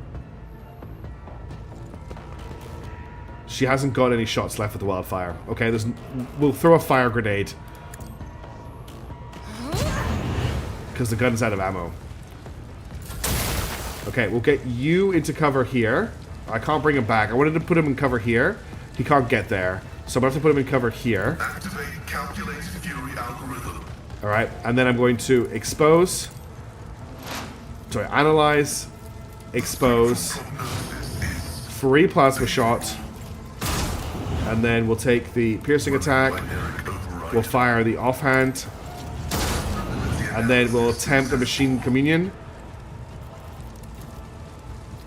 Which I can't click on for some reason. Okay, there are 2 turrets left, but they're both at base. Oh, actually, this one's quite badly damaged. What have I got here? I've got Wild Hunt or I've got Dismantling Attack. I don't want to use either of those. Okay, Pascal is down and Argenta is down. Okay, that was insane.